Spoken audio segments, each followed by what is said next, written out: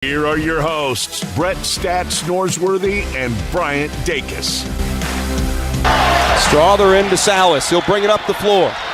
10 seconds to play. Elite Eight on the line. Strother, quick three, straight away is good! He hits it with 7 seconds to go. Zags up by 2. Campbell the other way into the front court. Driving. Pulls up, stripped away by Smith. Strother comes away with it. He's fouled with 1 second to go. Julian Strother in his hometown from 30. The Bulldogs lead by 2. Unbelievable shot from Julian Strother. Right side, 8 seconds to go. Here's Walker with 6 seconds. Got up into the air and it's knocked away. K-State's got the ball. 2 seconds, 1 second. Noel, layup. Yes, at the buzzer. And K-State has won it in overtime. They knock off a fabulous team in Michigan State. Keontae Johnson and the Cats are moving on.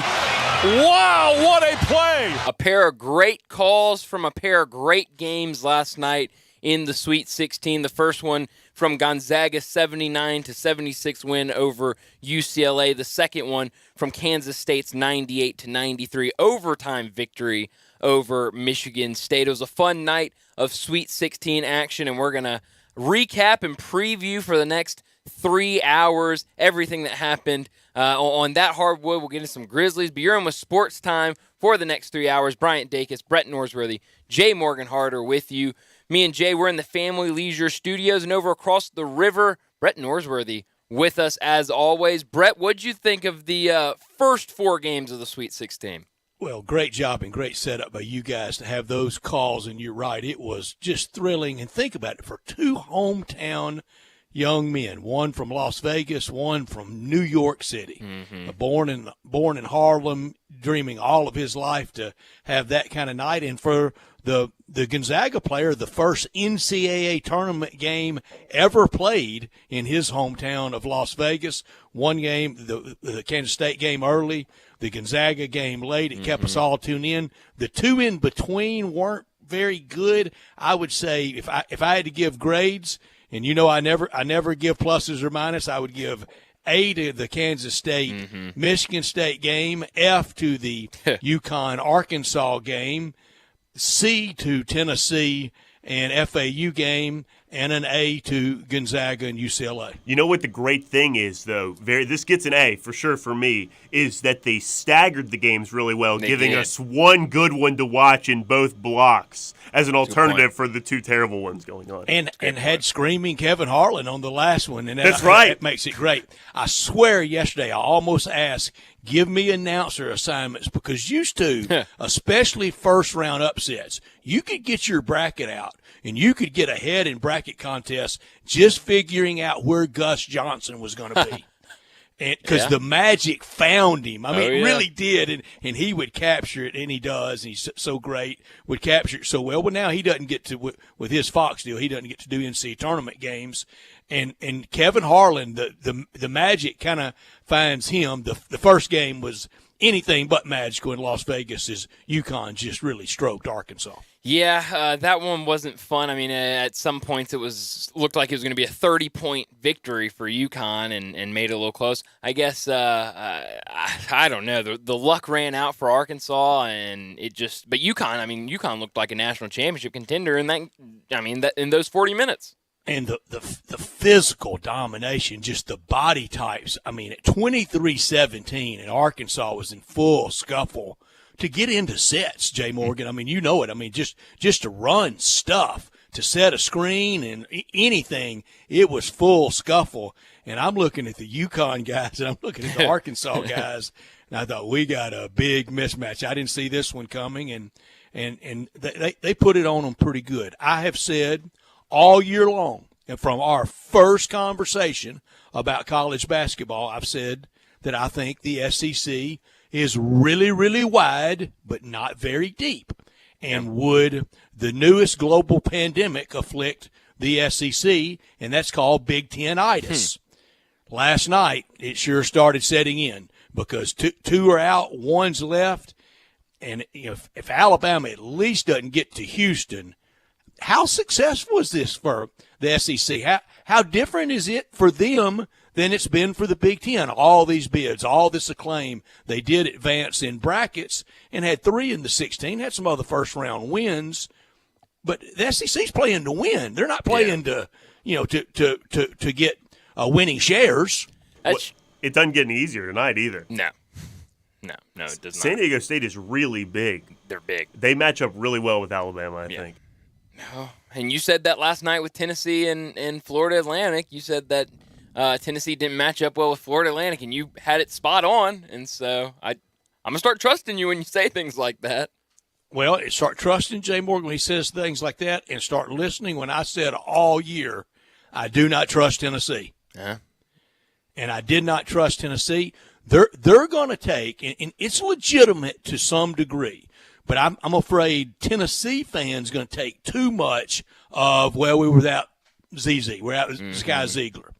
Still, the same thing as Memphis have. You have that route to an Elite Eight. Tennessee's only been to one Elite Eight ever. And there was a time, a long, long, long time ago, they don't anymore, but there was a time in the SEC, especially when it was a 10-team league, and now I'm talking a long time ago, that Tennessee fancied themselves as number 2 in the league all time behind Kentucky.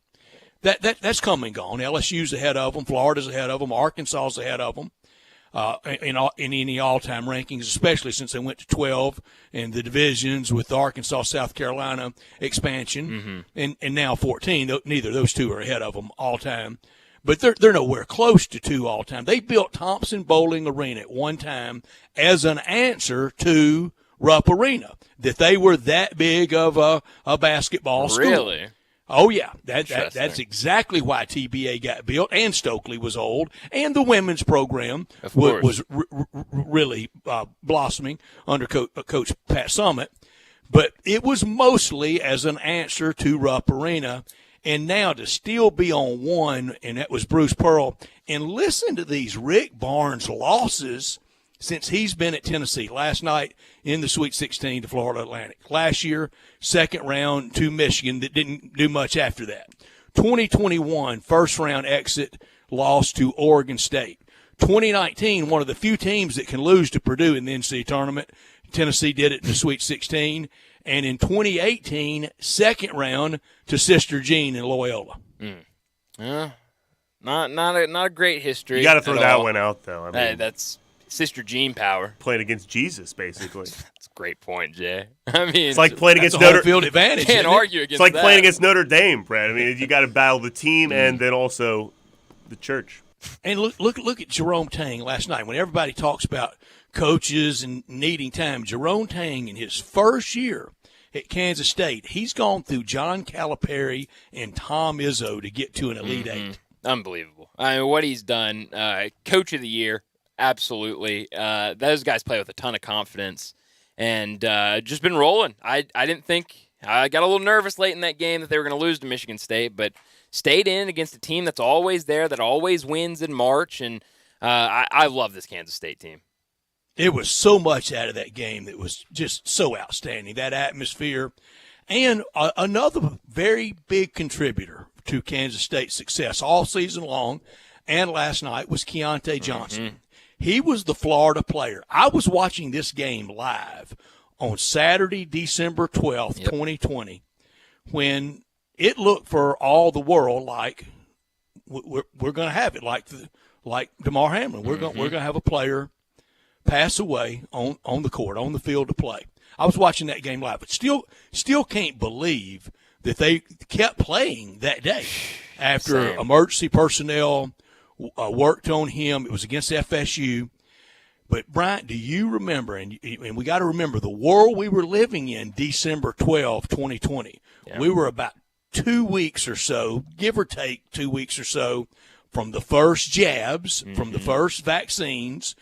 We were still very COVID-centric in the world, trying to get sports kind of started back. And so many writers wrote that day that was COVID-related. And literally from almost the first life-saving maneuver work on him both his parents and the University of Florida were saying, we're still trying to find out exactly what happened. And so many in the media would not buy it, and here's why they wouldn't. They wanted it to be COVID. You might have a point. And then it was clear, and every medical person know it had nothing at all to do with COVID. And I bring it full circle to, I don't think any sport has handled COVID worse than college basketball. We had cancellations 3 weeks ago from COVID. That's a good point. 3 weeks. It's, I think, only sport this year that we've had cancellations because of COVID. College basketball. The only one. So you might be right.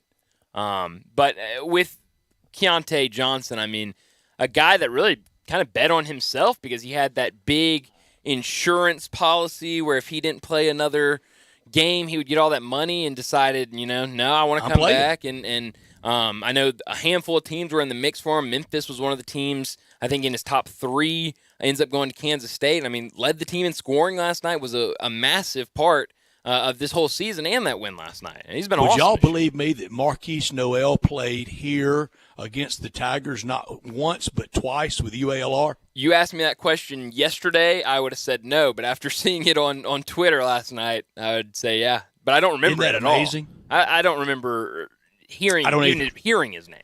I don't remember him. Now, I do remember him. And, Brian, I think you'll remember when I did this late last January, the weekend of the SEC Big 12 Challenge.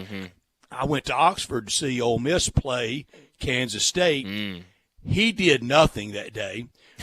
Bruce Weber was burnt out at the end of his career. Right. He was done. He was all masked up that day like he was walking around in Wuhan. And, come on, man, what are you doing? And Ole Miss really put it on Kansas State fairly easily. If you'd have told me that day, 14 months later, Kansas State's Elite Eight and favored to win that and go to a Final Four, I would have said you've got a bad case of long COVID coupled with a heroin addiction. Yeah. I'd probably agree. It's remarkable what Jerome Tang's done in less than a year. I mean, it's crazy. But I forgot about that. You're right. You were down there for that, and it was a pretty one-sided game down in Oxford. I don't remember the final, but I think it was double digits, but I don't remember the outcome. But it was easy all day, and Marquise Noel that day wasn't very Deshaun Ruffin totally outplayed him. Of course, that was before Deshaun Ruffin's very serious injury. Yeah, so a good win for Kansas State. And then the kind of call we heard earlier, the game that finished us, Gonzaga and UCLA, that game, we were all had eyes on it because it determined a lot in our brackets. But oh man, that shot from Julian Strother, it was one of those. You always get one of those where you go, no, yes, boom. That was that shot last night for me. And if it's just a little bit longer, he may have banked it in. He might have. It was a good-looking shot. And they said after the game that they run that in practice. They practice that play regularly, and they call it the Villanova play or the Jay Wright play, something like that. Chris Jenkins play. Yeah, and so, just a great draw-up. But that was a game of runs. You had UCLA up big. Then here comes Gonzaga in the second half coming back. And then I believe, I don't remember exactly, but I think UCLA went on a 10-1 run in the final, or in a span of like 41 seconds. Just because of couldn't make a free throw. Couldn't make a free throw at all. Drew Timme missed a pair of free throws. It was he barely drew iron. Those 2 free throws were bad. But all in all, I mean, he was fantastic last night. 36 points and 13 rebounds. But I thought those 2 free throws were going to come back to kill Gonzaga in this season. It was Drew Timme's signature college moment, and he's had a lot of them. And the other day when we did Best Player on the Sweet 16 teams, y'all's was so much better than mine. He is. He's the all-time guy at Gonzaga. In college at Gonzaga, at least we know him. Nobody knew who John Stockton was. Yeah. I just did that because he was a great pro. That's true. Wait, do you think, Brett, do you agree with Bryant? You think Drew Timme is the best player from Gonzaga, better than Adam Morrison? Yes. Man. Yes. Did you see Adam Morrison last night? He does the color commentary for Gonzaga Radio. Really? Yeah. And it looks like, he's having a good time. And, y'all aren't going to define me by a bad emotional moment in the agony of defeat. Yeah, he looks good. He's got all his hair's cut off. He's got, he looks younger than he did when he was in college. Didn't Adam Morrison get a ring in the NBA? He did. Wasn't he with the Lakers? That's correct, yes. Wow. Wow. On a Kobe Bryant team. And they Double were Corso yo there. I love Adam Morrison. I do. But I just think Drew Timmy's better. One of my strangest sports takes is going back to before Adam Morrison hurt his knee when he was a rookie. He was a candidate for Rookie of the Year. He was playing unbelievable basketball for the Bobcats. If he hadn't gotten injured, up there with Derrick Rose in the plethora of if he hadn't got injured, who knows what would have happened. Really? That's what I think. I don't know if I'm right or not, but that's what I believe. With the Bobcats, you want to make the Sean May case for that too? Oh, man, Sean May, what a guy. A great college player himself. I think made it to a Final Four at North Carolina, right? One of the great FedEx Forum atmospheres, Gonzaga Tigers, the day after D'Angelo Williams' final bowl game in Detroit. Next night, Gonzaga and the Tigers and Sean Williams and Adam Morrison, you couldn't have put this piece of paper between them. They're nose to nose, and Sean Williams let him know, we don't bluff. I love that.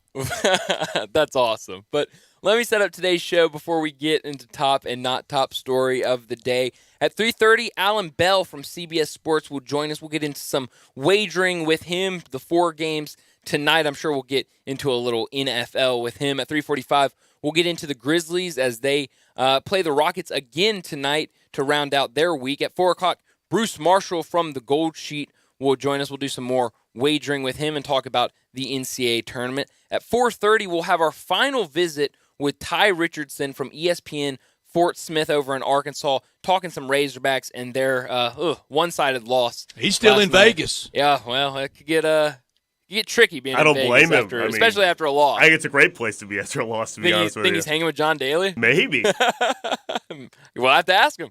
At 4:45, we'll get into big number of the day. 5 o'clock, Jason Munns from the Commercial Appeal will join us to talk about the Tigers, the NCAA tournament, and what this offseason looks like for Coach Hardaway and that staff. At 5:30, we'll get into what's trending, and at 5:45, we'll wrap it up like we always do with Taco Bell Crunch Time. But we're sitting in the Family Leisure Studios where family and fun come together. Preseason patio and pool sales are going on right now. So buy now and save big with the area's largest selection of patio furniture. Pool season is just around the corner, so go ahead and buy now to get ahead of that summertime rush with the early bird pricing. Free layaway and special financing are available, so be ready to enjoy your backyard as soon as spring hits. And mention this ad to get half off delivery and installation at Family Leisure, 2120 Whitten Road, just north of I-40. This hour of our show brought to you every day by Lexus of Memphis, the one and only Lexus dealership in town at 2600 Ridgeway and online at lexusofmemphis.com. Call them at 901-334-9673. Great offers on all 2023 models and always special leasing options. Drive in luxury and confidence knowing that every new Lexus comes with complimentary first and second maintenance services. Stop by today at Lexus of Memphis at 2600 Ridgeway and put yourself in the driver's seat of the all-new 2023 flagship LS500. You'll be looking and you'll be driving in style. When you purchase a Lexus, you get top-of-the-line engineering and design, and they make for the luxury driving experience. Online at lexusofmemphis.com. Experience amazing at Lexus of Memphis. Top story of the day. My top story of the day is the college basketball we had last night. In the college basketball we're going to have tonight, 3 really good games. Last night, 2 that came down to the buzzer, 1 in overtime with Kansas State over Michigan State, the other Gonzaga over UCLA. Florida Atlantic and Tennessee, while it was a 62-55 victory, it was back and forth for a lot of the game up until the last 5 or so minutes when Florida Atlantic really controlled the game, but it was always fun. I know, being the team that beat the Tigers, it kind of hurt, but kind of seeing that 9 seed advance all the way to the Elite 8 was really fun to see last night. And then the games we have tonight, really excited. Both number 1 seeds remaining, Houston and Alabama in action tonight. We get to see the Cinderella of them all, Princeton, continue to see if they can make it to the Elite 8. And then I think the biggest game of the night, Xavier versus Texas. And I would love to hear from people at 901-360-8255. your tournament thoughts, and to Tiger fans. We asked this rhetorically yesterday. Well, now we have a final. Did it make it better or worse last night with FAU defeating UT? Better or worse? 901-360-8255. And trust me, Tiger fans, I'm going to be plenty critical of Tennessee and of Arkansas today. But there's one difference. They did go to the Sweet 16. Yeah. They didn't get knocked out in the first round. My top story in an all-time classic at Madison Square Garden, Kansas State and Jerome Tang prevail over Tom Izzo and Sparty. Beat John Calipari and Tom Izzo. I mean, both of them lose to a first-year head coach. And then you have Mr. New York City, Marquise Noel, do what he did. Game 2, Rick Barnes and UT, they exit early again. Not as early as second round, Rick, but way too early. Way too early for a program that's only been to a 1 Elite Eight ever. In Vegas, UConn splattered the Razorbacks. And Gonzaga came back against UCLA, then gave it away, and then came back again and won it near the buzzer. SEC is in very, very, very much danger of having a bad global pandemic case of Big Ten-itis. Not top story of the day. I like Big Ten-itis. We should trademark that. It's a rare affliction. It starts as a rash, inner thigh area, and that's way too close for comfort. Ooh, and then it just continues to spread. That's too bad. But my not top story of the day is the Grizzlies are back in action tonight against the Rockets. They beat them a couple days ago in what was a kind of too close for comfort victory inside the Grindhouse. But tonight they'll look to take their 31-5 home record to 32-5 with another win over the Rockets. They can also extend that win streak to 5 games.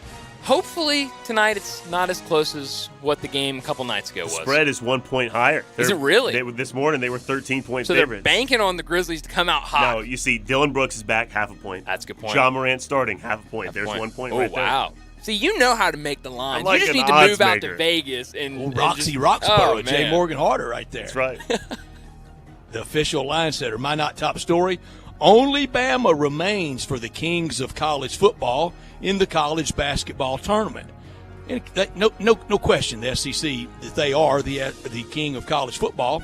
But right there, therein lies the stark contrast.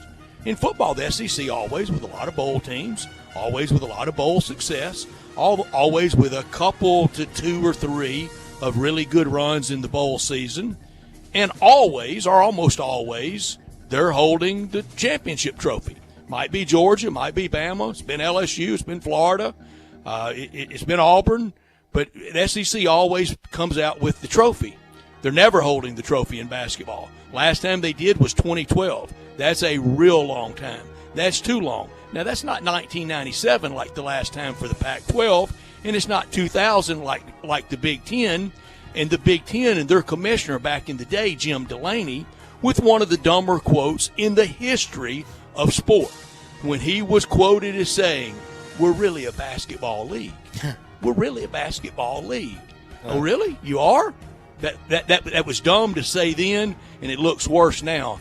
Back to 2000 for Mateen Cleaves in Michigan State. Yikes. But, one thing helping the SEC in their Big Ten-itis is at least, their number 1 seed from their conference didn't lose in the round of 64. That is the case. Maybe. It does help, but I'm just trying to make the case for the SEC here. I don't know. I think the only case that can be made for the SEC is Bama at least getting to the final game. Really? So even Final Four? Final Four would allay some things, but I don't know if it does it enough. So today, if we said before the tournament, for most teams, except for the bluest of the blue blood, Sweet 16 speaks for itself. Kind of a good year, right? Yeah. Are you that comfortable with that today if you're Arkansas or if you're Tennessee? Maybe not Tennessee. I don't know about Arkansas. That's a good UConn team they played. Back-to-back Elite Eight, so unarguably they didn't advance as far, but did have a lot of factors this year. A lot of injury, the whole tumult that everybody's going through with roster management and with Nick Smith. Right. And the win over Kansas kind of softened the blow. I'll give Arkansas that pass. This time next year, they got to go past that, don't they? I think so. I mean, especially with the way we were talking about the Tigers last week and made it to the second round last year, made it to just the first round this year. I'll say this for him. Only one team's coach took their shirt off. Point. And there's something as well, Jay Morgan. That's like I told you. That's the statue they're going to build of him for I love it. For a second round win. I don't know that I love it. I don't mind it. But then when you lose by 23, doesn't it look a little silly? A little bit. Very much so. Yeah. Huh. I guess that's a good point. But you know what else we could have made a top story of the day? Ian Granja is in the transfer portal. Big Tiger basketball news. So, does that do anything for you, Ian Granja? Really, I'd forgotten about him even on the roster. He was just sitting on the bench. Played one game, right? Burned his eligibility. No, he got in several games, but yeah, I don't know. It's I'm sure we'll have a couple questions about that for Jason Munns a little bit later. But let's go ahead and get to our first break. And when we come back, we'll do some wagering with Alan Bell from CBS Sports. Add a little fun to your lunch break. Join Johnny Radio for Sports 56 Happy Hour from 11 to 1 every weekday on Sports 56 and 98.5 FM. Step up your wings game at East Coast Wings and Grill. With 60 wing flavors and 7 heat indexes, do you have what it takes to turn the heat on your wings up to insanity? East Coast Wings and Grill is family friendly with a large variety menu to satisfy the whole bunch. Sign up today for their loyalty program and taste the rewards. For every dollar you spend, you collect a point. Earn 100 points and receive a $5 reward. Next to Lowe's off Highway 64 in Bartlett, come try America's best wings at East Coast Wings and Grill. I know you're thinking about pools and patios right now. Don't deny it. They're on your mind. So it's a good thing that Family Leisure is having their preseason patio and pool sale. It's like they're mind readers. You can buy now and save big with the area's largest selection of patio furniture. You want free layaway? Done. You want special financing? Done. You want to be ready to enjoy your backyard just as soon as spring hits? Family Leisure has you covered. Patio and pool season's not that far away. So now's the time to take advantage of this fantastic early bird pricing special. Now here comes the really special part. If you mention this commercial, you get half off delivery and installation. I'll let that sink in for a second. You heard me right, my friends. You mentioned this very commercial, and Family Leisure will give you half off delivery and installation. The preseason patio and pool sale is happening now at Family Leisure, Witten Road at I-40, where family and fun come together. The tournament is heating up, and there's no better place to get in on the action than FanDuel, America's #1 sportsbook. That's because right now, FanDuel is giving new customers a no-sweat first bet up to $1,000. That's up to $1,000 back in bonus bets if your first bet doesn't win. Just go to FanDuel.com/win and sign up today to claim your no-sweat first bet. Then you can wager on everything from the point spreads to which team will be cutting down the net. All on an app that's safe, secure, and super easy to use. So don't miss your shot at a no-sweat first bet up to $1,000 when you join FanDuel today. Just go to FanDuel.com/win to sign up with FanDuel. Make every moment more with FanDuel. 21 plus and present in Tennessee. First online real money wager, only $10 deposit required. Refund issued as non-withdrawable bonus bets that expire in 14 days. Restrictions apply. See full terms at FanDuel.com/sportsbook. Gambling problem? Call Tennessee Redline 1-800-899-9789. This is Sheldon Rosengarten with Marks Bensdorf Realtors, and the market is starting to crank back up. While we had a slowdown late last year, the rates are coming down, and I'm seeing multiple offers again. And if you want to participate in 2023, think of me. Do not list your home without talking to 2 to 3 real estate brokers, and make sure that Kelly Erb and I are one of them. I've had people say that I must feel confident to tell people that, and yes, I do.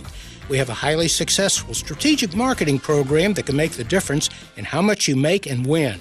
Find out why people often say that when you want the job done, call Sheldon at 483-0546 or MemphisRelocate.com. Or you can also call my marketing partner, Kelly Erb, at 355-3830. Call me, Kelly Erb, at 355-3830 or Sheldon at MemphisRelocate.com or 483-0546. Remember, call me, Kelly Erb, at 355-3830. Let's say you need a new car, so you go to a dealer, right? Wrong. You need to go to Mount Moriah Auto Sales. Why? Because why limit yourself to just one kind of car when you can choose from all kinds of cars, SUVs, and trucks? All different years, all different makes, all different models. Really good prices, too. Now, everyone says that about the money, but Mount Moriah Auto Sales proves it. They work hard to get you the deal you want, even financing. Plus, they have a huge full-service department to help you take care of your car. So many choices at Mount Moriah Auto Sales. They're almost unlimited, with new vehicles coming in every day. Now, these are really good cars and trucks and SUVs that you'll want to drive. And yes, low miles too. It's so easy. Just go to Mount Moriah Auto Sales, tell them what you want, but keep your eyes open because you might just find the car of your dreams. Mount Moriah Auto Sales makes it all possible. Go to MountMoriahAutoSales.com. Mount Moriah Auto Sales, right on the corner, right on the price, right on Mount Moriah.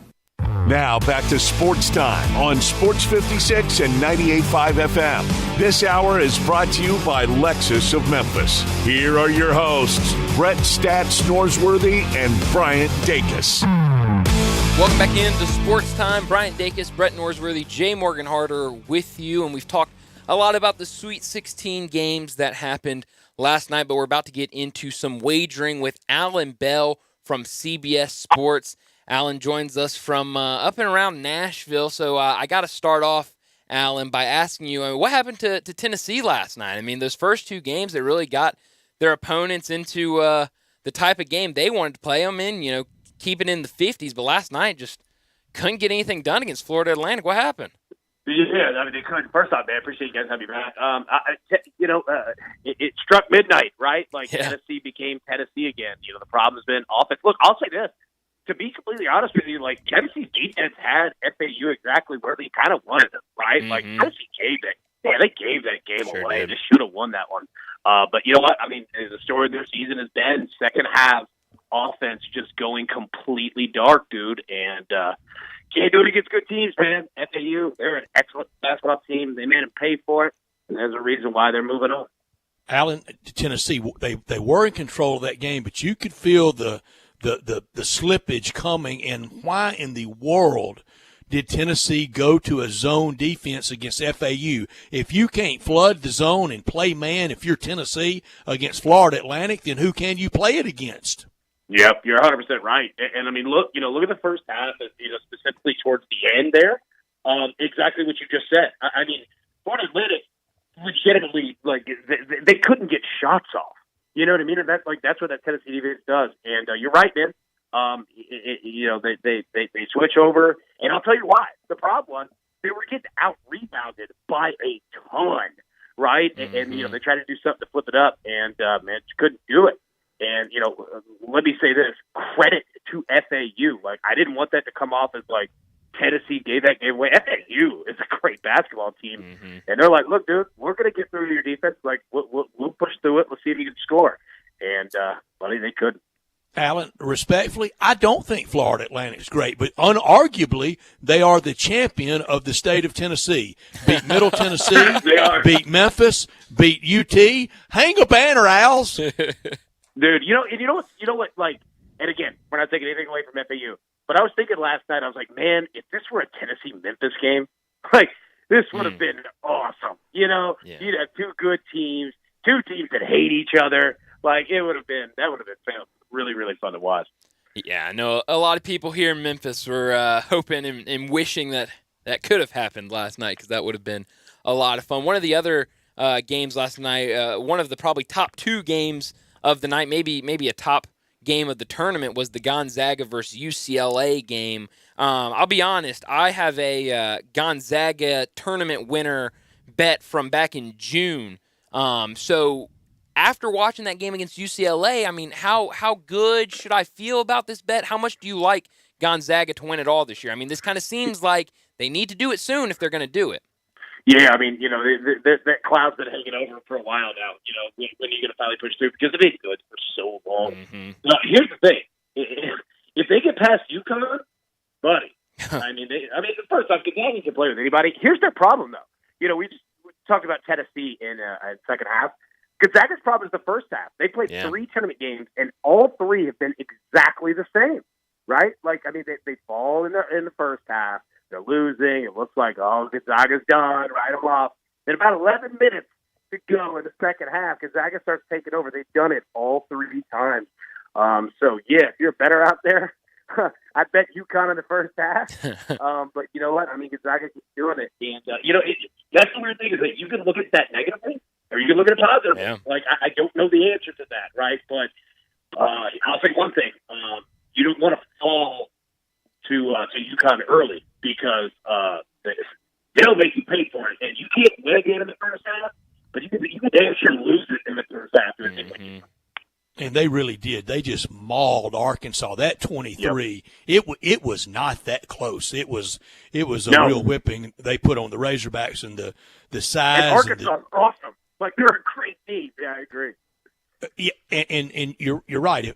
Gonzaga and UConn, the winner of that potentially, they will be in the Final Four against either Houston, Miami, Xavier, and Texas. It does set this up this year.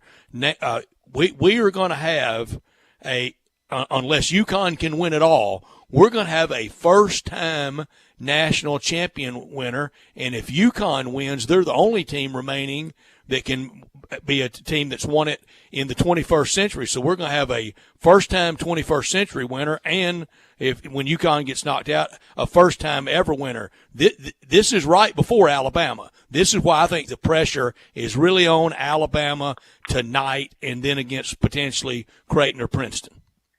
Yep, I agree. And first off, look, there's a reason why they call you stats. That's a great pull right there. You're exactly right.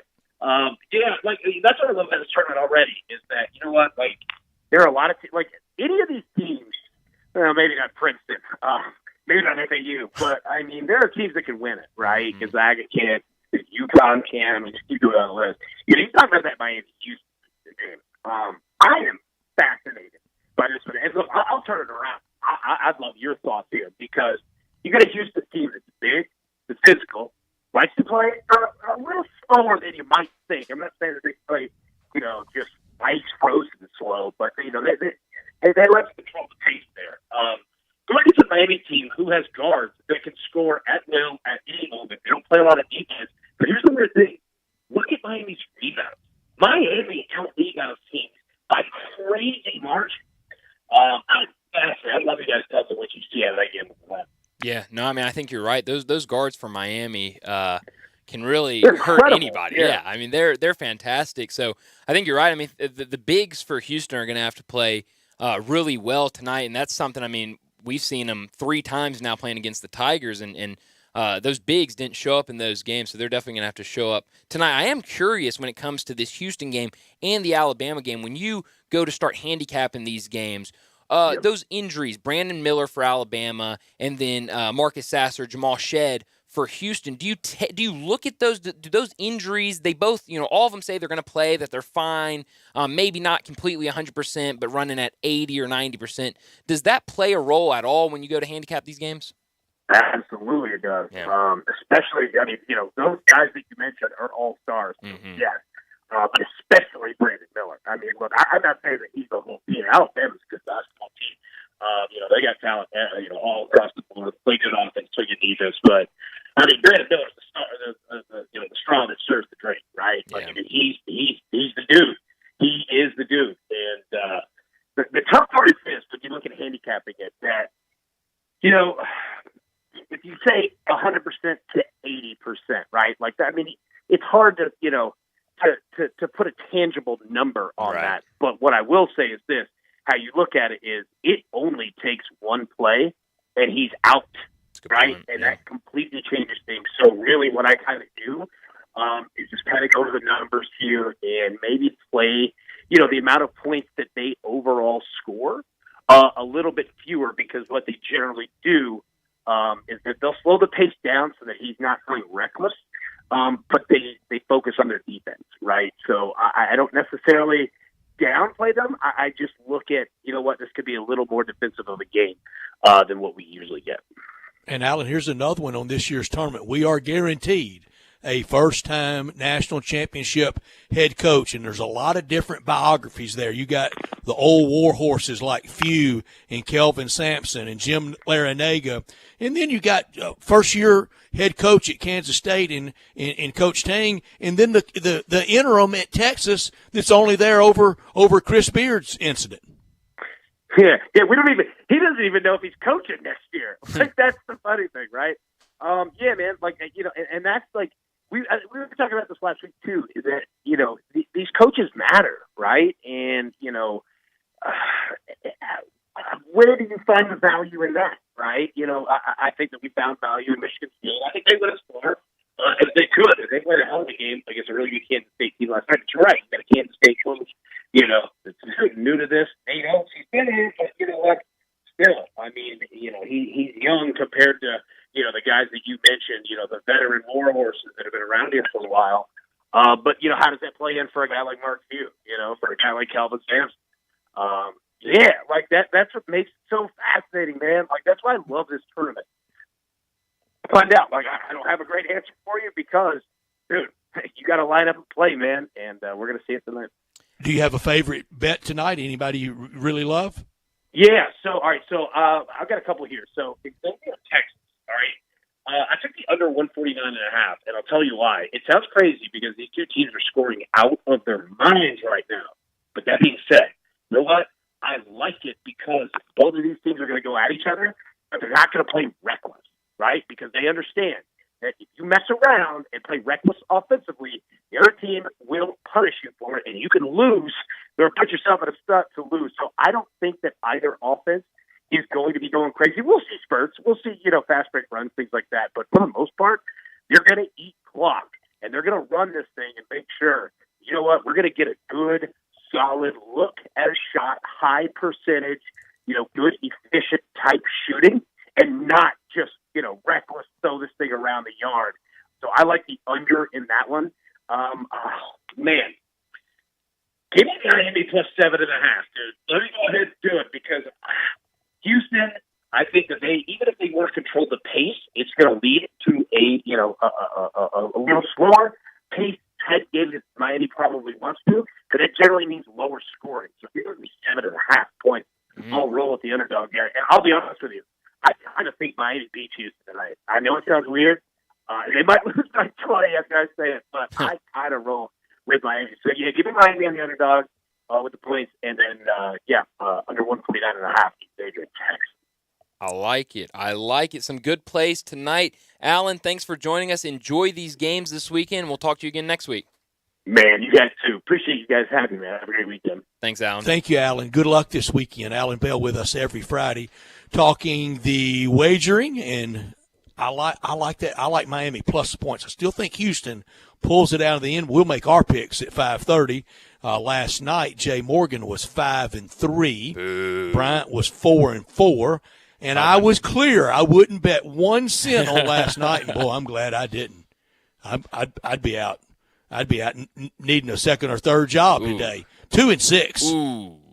But I did not like any of those games last night. I thought they all were coin toss games, and the over had a good night last night. I know a great place to have a good time tonight, any night, all weekend long, 2 great places, and that's at the commissary, the new Collierville Commissary at Houston, Levy, and Poplar, or the original in Germantown.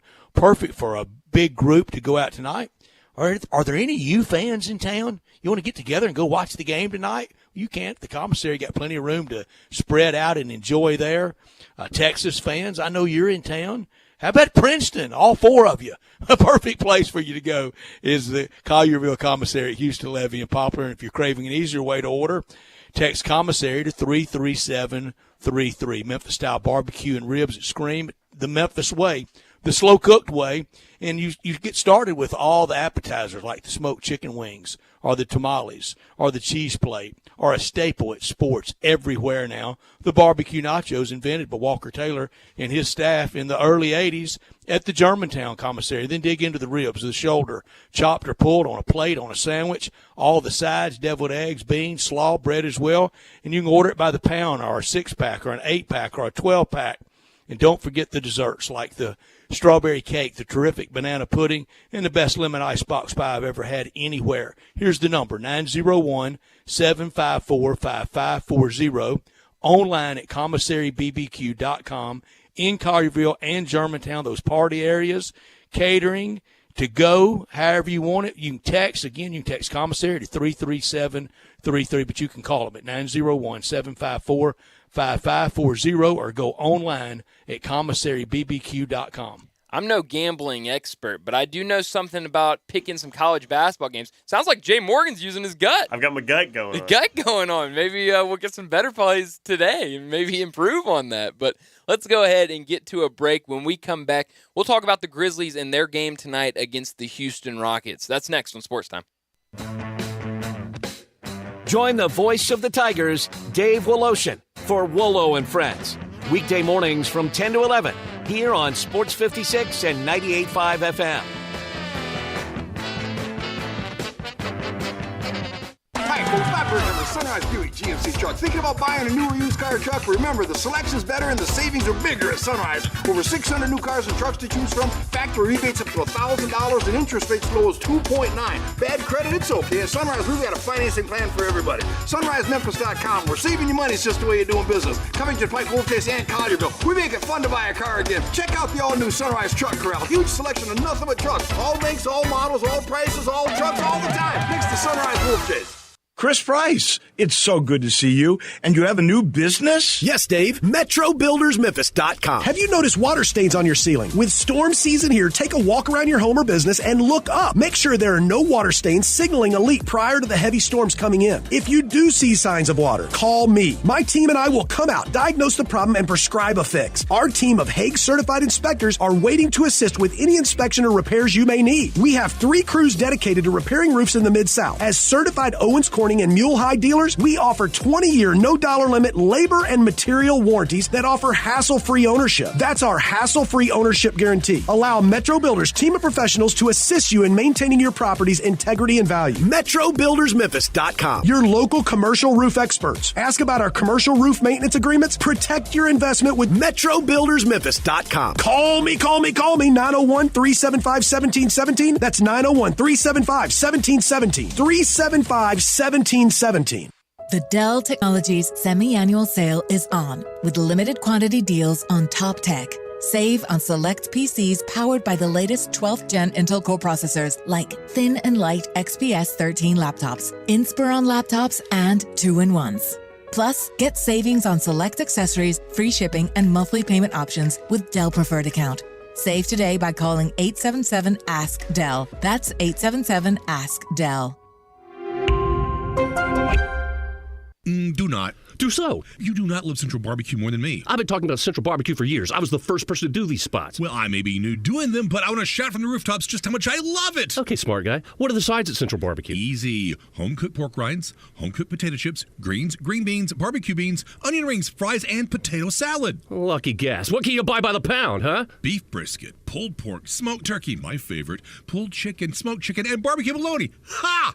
We're out of time. I could do this all day. Calling all the Mid-South. Bobby J is waiting for your call today to drive off in your new Kia from Gossett Kia on the Pike. 2023 Kia Soul LX $333 a month, $27.99 due at signing. Or 2023 Kia K5 LXS $362 a month, $31.99 due at signing. And 2023 Kia Sportage LX all-wheel drive $381 a month, $34.99 due at signing, all 36-month lease. And if you can't find what you're looking for, let Bobby J order a new ride for you today.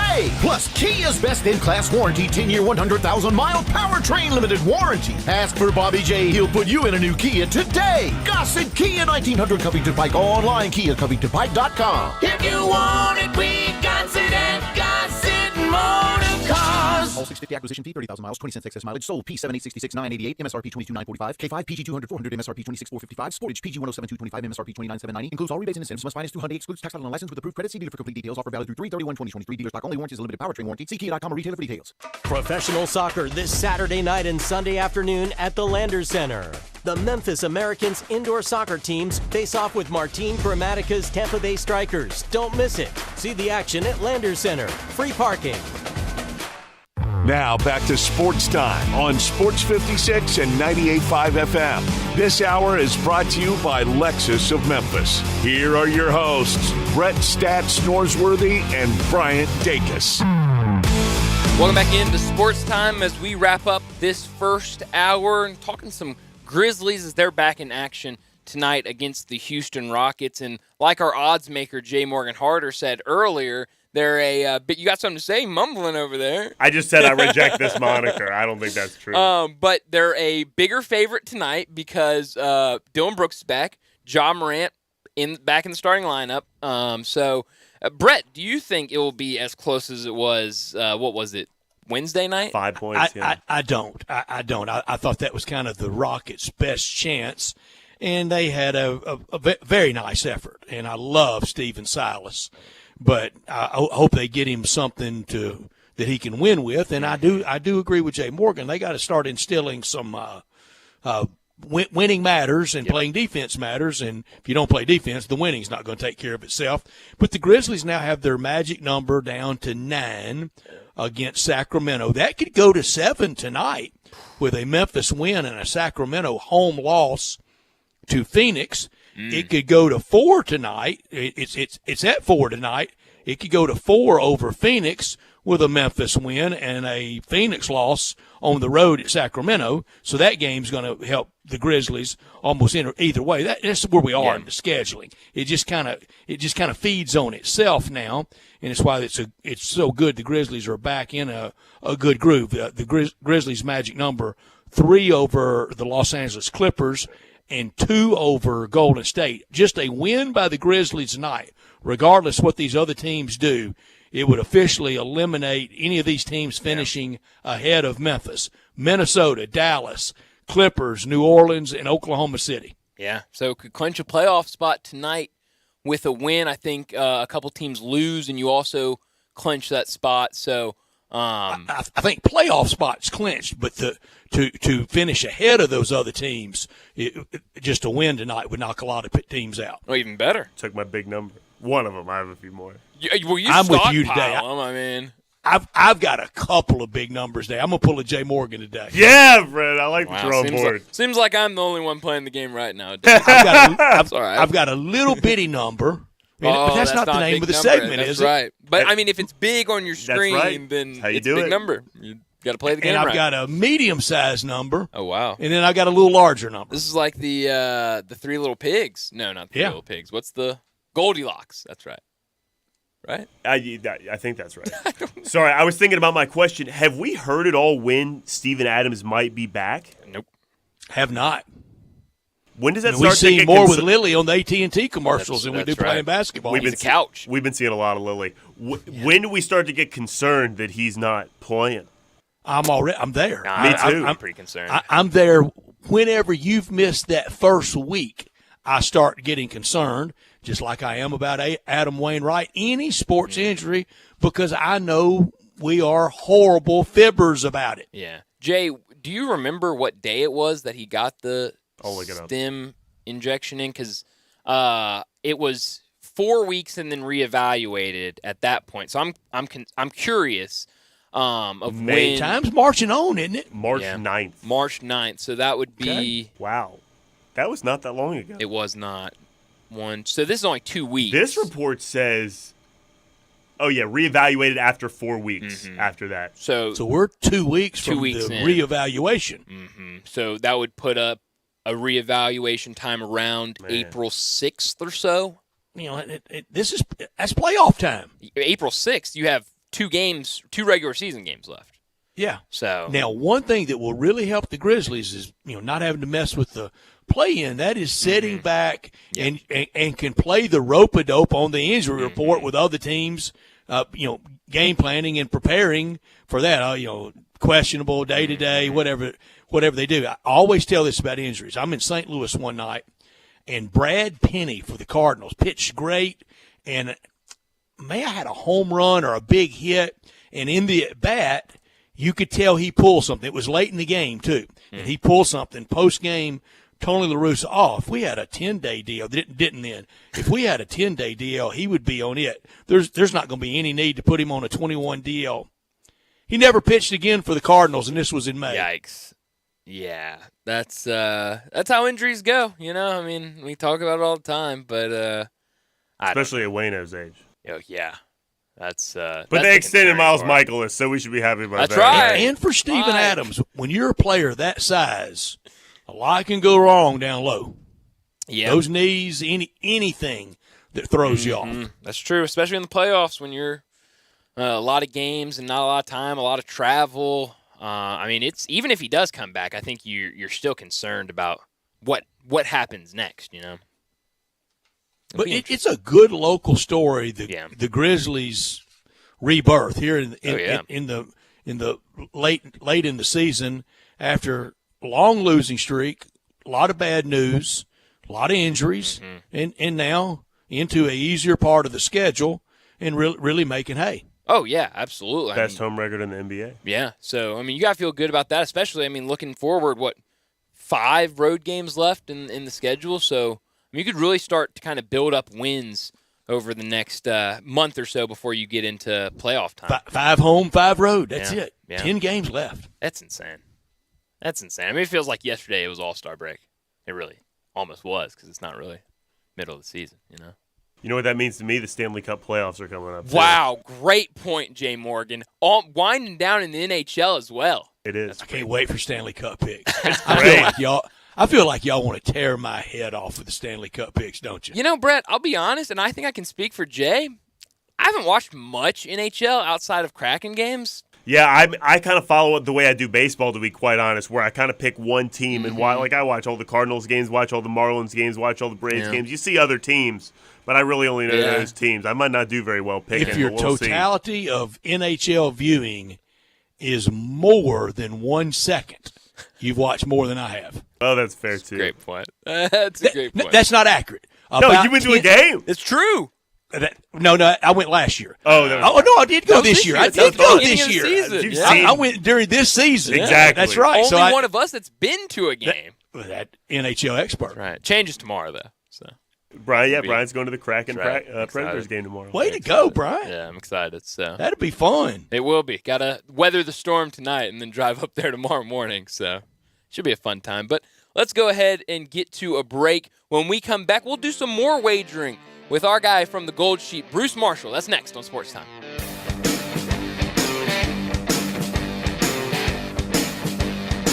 Golfers, tee it up at Edwin Watts Golf Shops for the hottest new arrivals from Titleist. Check out the new Pro V1 golf balls, designed for longer distance, more consistency, and unrivaled control. Swing by Edwin Watts Golf Shops and elevate your game with the new TSR Woods, engineered faster, longer, and straighter. Come in and get custom fit for free today. Edwin Watts Golf Shops, home of the 90-day satisfaction guarantee, unmatched service, unmatched expertise. Come celebrate the savings with Gossett Chrysler Jeep Dodge Ram Fiat on the Pike. It's Ram Truck Month and the Jeep Celebration event, so we're ready to rock. 2022 Jeep Renegade $5,000 off. 2022 Dodge Charger $6,000 off. And 2023 Grand Cherokee El Laredo with third row seating $7,000 off. Plus 2022 Fiat 500X $4,000 off. Gossett Chrysler Jeep Dodge Ram Fiat on the Pike says you won't find a better deal anywhere else. And if we don't have it, Gossett will order it today. So drive past the rest and come to the best at Gossett on the Pike or shop online at GossettMotorCars.net. If you want it, we got it at Gossett Motor Cars. Fiat 500X, NP 98268, MSRP 30,950, Renegade NPN 95921, MSRP 32130, Charger number NH261941, MSRP 35630, Cherokee PH794494, MSRP 46765. Includes all rebates and incentives, excludes tax, time, and license with approved credit. See dealer for complete details. Offer valid through 3/31/23. Dealer stock only. The Showboats are back in Memphis. We can't wait to have you for the USFL. Let's go. Ticket prices start at just $10 for their long-awaited homecoming season. April 15th starts a new era of pro football at the Liberty Bowl when the Showboats seek to reclaim their USFL legacy. Bring the whole family and don't miss the Showboats' historic return. It's a touchdown. Buy your tickets today at theusfl.com. Step up your wings game at East Coast Wings and Grill. With 60 wing flavors and 7 heat indexes, do you have what it takes to turn the heat on your wings up to insanity? East Coast Wings and Grill is family friendly with a large variety menu to satisfy the whole bunch. Sign up today for their loyalty program and taste the rewards. For every $1 you spend, you collect a point. Earn 100 points and receive a $5 reward. Next to Lowe's off Highway 64 in Bartlett, come try America's best wings at East Coast Wings and Grill.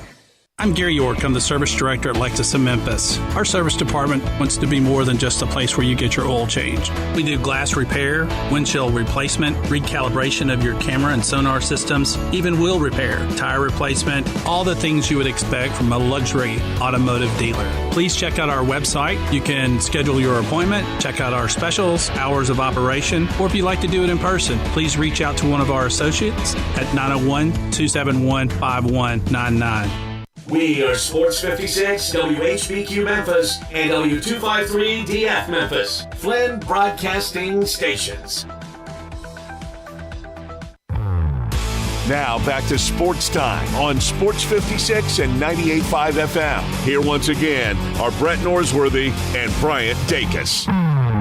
Welcome back into Sports Time. Bryant Dacus, Brett Norsworthy, Jay Morgan Harder with you, and joining us now from the Gold Sheet, Bruce Marshall, to talk some wagering. Bruce, thanks for joining us. And I got to ask, are you in Vegas currently for all of this college basketball action? Yes, I am, but I'm watching from the best seat in town, from the couch in my living room. That's right. That's smart to not fight all those crowds. And it was one ho-hummer last night. The Razorbacks really got it put on them, but then a classic in the late game, Bruce. Yeah, and that K-State-Michigan State game was really good. Too, and Florida State, Tennessee as well. The Hogs, and I was wrong on the Arkansas game because I actually picked them to win in the Gold Sheet, but they just never got started. And sometimes you see that in the dance if a team just starts off a game, just can't hit, and then just can't get rolling.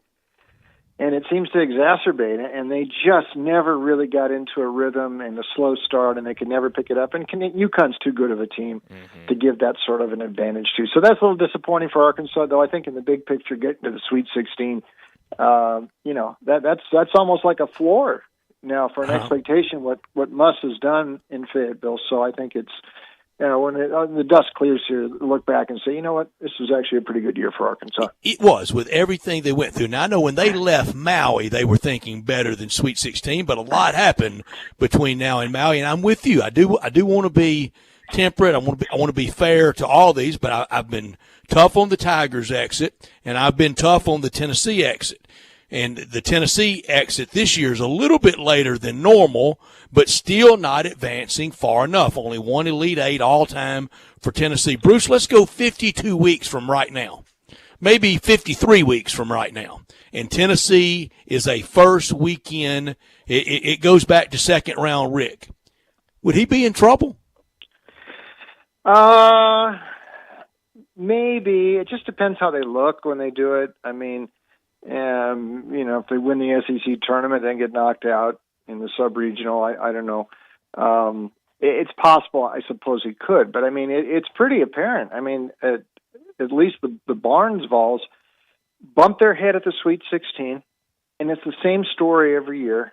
The lack of a go-to scorer ends up costing this team. And you saw them last night, just desperate for anybody to make a shot, and there really wasn't anybody there. And that late scramble really epitomized it when they couldn't have thrown it in the ocean. Yeah, and they kept shooting threes and they weren't going in, and that sort of epitomized a lot of the Barnes teams there. That collective works good in the regular season. And it gets them to 22, 23 wins or so, and a decent seed in the dance. But they bump their head always. And I never thought this team was as good as the Grant Williams team 4 years ago, which really was a team I thought that could have made the Final Four. Yeah, that Loyola loss was bad. Yeah, that's right. And 2018 as well, and then the Purdue loss the next year. So they've had a few better teams than this one. So I don't know. I don't think Barnes in trouble yet, but you're right. I mean, it depends how it unfolds next year, and who knows. At some point, maybe they'll say, you know what, we want a little bit more. We'll see. Yeah. Bruce, I think I got my weeks confused. That would be 51 weeks if they went out in the second round. I also want to clarify something from earlier in the week, and I'm glad I've got the ultimate historian on with us for this. Bruce, I said back in the day, before 50 years ago, this spring, and the Tigers were part of it, when they finally went to the Saturday-Monday setup of the NCAA tournament, went to the NBC national TV contract with Kurt Gowdy doing the games. I said prior to that, the games were Saturday and Sunday. That was wrong. Forever the games were Friday and Saturday, and then for a few years right before the current setup, they went to Thursday, Saturday. But, Bruce, yes. What was the national TV package before NBC 73 on Saturday and Sunday? Was it NBC then? It was syndicated by the NC2A, so whoever picked it up. So it could be, I know in L.A., there were local independent stations that had it on. And in some cities, it could have been NBC stations, affiliates, or, like that. But it was not a network deal until the 69 Final Four. And that was the first year they went to Thursday and Saturday. And then in 73, they finally switched that to Saturday, Monday. Now, that was the year the Tigers were in the Final Four with Ronnie Robinson and Tubby Finch and Larry Keenan, and lost that final to UCLA and played that game against Ernie D in Providence on Saturday. So that's how that sort of evolved. But the NC2A used to syndicate it, and even after NBC took it over, many tournament games were syndicated. The NC2A still kept the broadcast rights for some of the tournament games. Up until the Elite Eight. The Sweet 16 was usually still NC2A syndicated it. A lot of the first-round games they syndicated. So a little bit more of a hodgepodge in those days before, even after NBC got involved for the Final Four, the NC2A was still involved just syndicating some of the other rounds. And for younger Tiger fans, Bruce did not misspeak when he called Larry Finch Tubby, because that was his nickname when he was at Memphis State University. He was Little Tubby back then, and that was just like calling Ronnie Robinson the Big Cat back then. That was his nickname. So you did not misspeak. The first NCAA tournament I remember watching at all, and enthralled by UCLA and their dominance, but I remember Jacksonville with Artis Gilmore and Pembroke Burroughs III, but I don't remember what it was on. I don't remember what station, what channel. Well, that was still NBC then, but they didn't do that was still when they're doing Thursday and Saturday, and they didn't always put. NBC would do the Final Four, but they only put one game on in whatever region you were at. So, and they would put, it wasn't until they moved to the Saturday-Monday thing in 73 where they put both semifinal games on nationally. They used to televise that consolation game when it was on Saturdays through 72, national TV for the consolation game. And they would only, but they would only do regional TV on NBC, but for one of the Final Fours. So, I remember in the Jacksonville game against St. Bonaventure in 70 was not a national game. It was just on in certain markets in the country, got to watch that. And then Saturday we got to see St. Bonaventure against New Mexico State in the third place game, which they used to put on national TV. So, yeah, they've come a long way since then. Wow. Bruce, I'm curious, you were talking about UConn earlier in their handling of Arkansas. Out of the 4 games last night, what team impressed you the most? Florida Atlantic, actually, because I don't know that they've played their best game in the tournament yet. But that was an industrial strength Tennessee defense. I know we've talked about Tennessee lack of scoring ends up costing Rick Barnes again. But, the defense was tough. And, Florida Atlantic's depth, they were able to deal with that well enough. And, they've been advancing. They haven't been shooting threes nearly as good as they did in the regular season. Yeah. They are finding ways to win. And I've mentioned this to Brett in a text this week.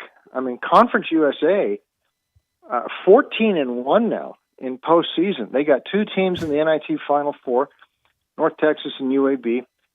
Charlotte just won the CBI, and FAU keeps going here in the dance. Rice did lose a 2-point game against Southern Utah in the CBI after it won a game there. All those 5 teams that are in the postseason, by the way, are moving to the American next year. So this is sort of the last hurrah for Conference USA. But I think that's sort of in the story of the whole postseason is where did Conference USA come from to be winning all these games? But darn if they don't keep doing it. Bruce, I am so happy that you mentioned Charlotte won the CBI because I've been trying to remind these guys all week that Charlotte is a postseason champion and nobody wants to listen to me. But with Florida Atlantic, you're right. I mean, the thing that's jumped out off the page to me is coming into this tournament, everyone was talking about how great of a three-point shooting team this was. You got 7 guys that can really knock it down. And especially last night against Tennessee, those shots just weren't falling. But going into tomorrow night's game, you said Florida Atlantic was the team you were most impressed with. Going up against a Kansas State team that I think a lot of people have fallen in love with throughout this season with Jerome Tang and a lot of those guys on that roster, do you think Florida Atlantic can knock off another team and make it to the Final Four? Yes, I do. And that taking nothing away from K-State because they've looked great, Brian. And Noel, right now, if they had a vote now, he'd be the MOP of a tournament, I think. He's been electric. But he did. Now, let's see the day after. He played through the hurt last night when he got injured early, but sometimes the day after an injury like that, it gets a little bit tougher. My gut feel is that last night's going to be the apex for Kansas State. I mean, it's just the emotion and everything. I know Florida Atlantic had a big comeback too, but I don't believe they've played their best game yet. I think last night Kansas State cannot exceed that, and it's going to be very tough to hit that apex again. Like I said, I don't think Florida Atlantic's quite hit it yet in the dance, and I think that is going to be it for Kansas State. I think I could be wrong here. But the odds makers, they've got this thing 2.5 Kansas State. They're not. They've got some respect for Florida Atlantic, but my gut feel is I just don't know. That was so emotional last night for Kansas State, and such a relief when they won that game. A game like that, it's hard to come back from a game where everything is left on the line like that on the floor. I think this is going to be tough for Kansas State tomorrow. Bruce, I am almost always the ultimate respecter of the scoreboard. The team that has the most points, they're the winner, unless it's golf and the low man wins there. But I just don't think Florida Atlantic's this good. I thought they were fortunate. I didn't say lucky to beat Memphis, and I thought they were fortunate, and I didn't say lucky to beat UT. They might be, but I mean, sometimes you see teams making their way through the Final Four like this. We talked about Charlotte a second ago. This reminds me of Charlotte back in '77 when Lee Rose was coaching. With Cornbread Maxwell. All of a sudden, there they are in the Final Four. And sometimes you get, things like that. You get deep seeds like this. And in a year, we talked all year about, this season kind of reminded me of 2014 and the year UConn kind of came out of nowhere. It would almost be appropriate for them to be. I don't think they're one of the 4 best teams in the country, but they don't have to be. I mean, it's just beat the next team in front of you, and the way the tournament's kind of shaped up for them. They got a break maybe when they didn't have Purdue in the second round, but just play the next game in front of you. This team has a kind of a mindset about it that I really like, and it's us against the world thing. And Jay Wright was saying some things last night about what they do offensively and how they sort of end up getting the opponent out of position, and they got all those offensive rebounds last night too. You wouldn't think you'd do that against Tennessee, but Wright said it's because they had Tennessee's defenders spread all over the floor.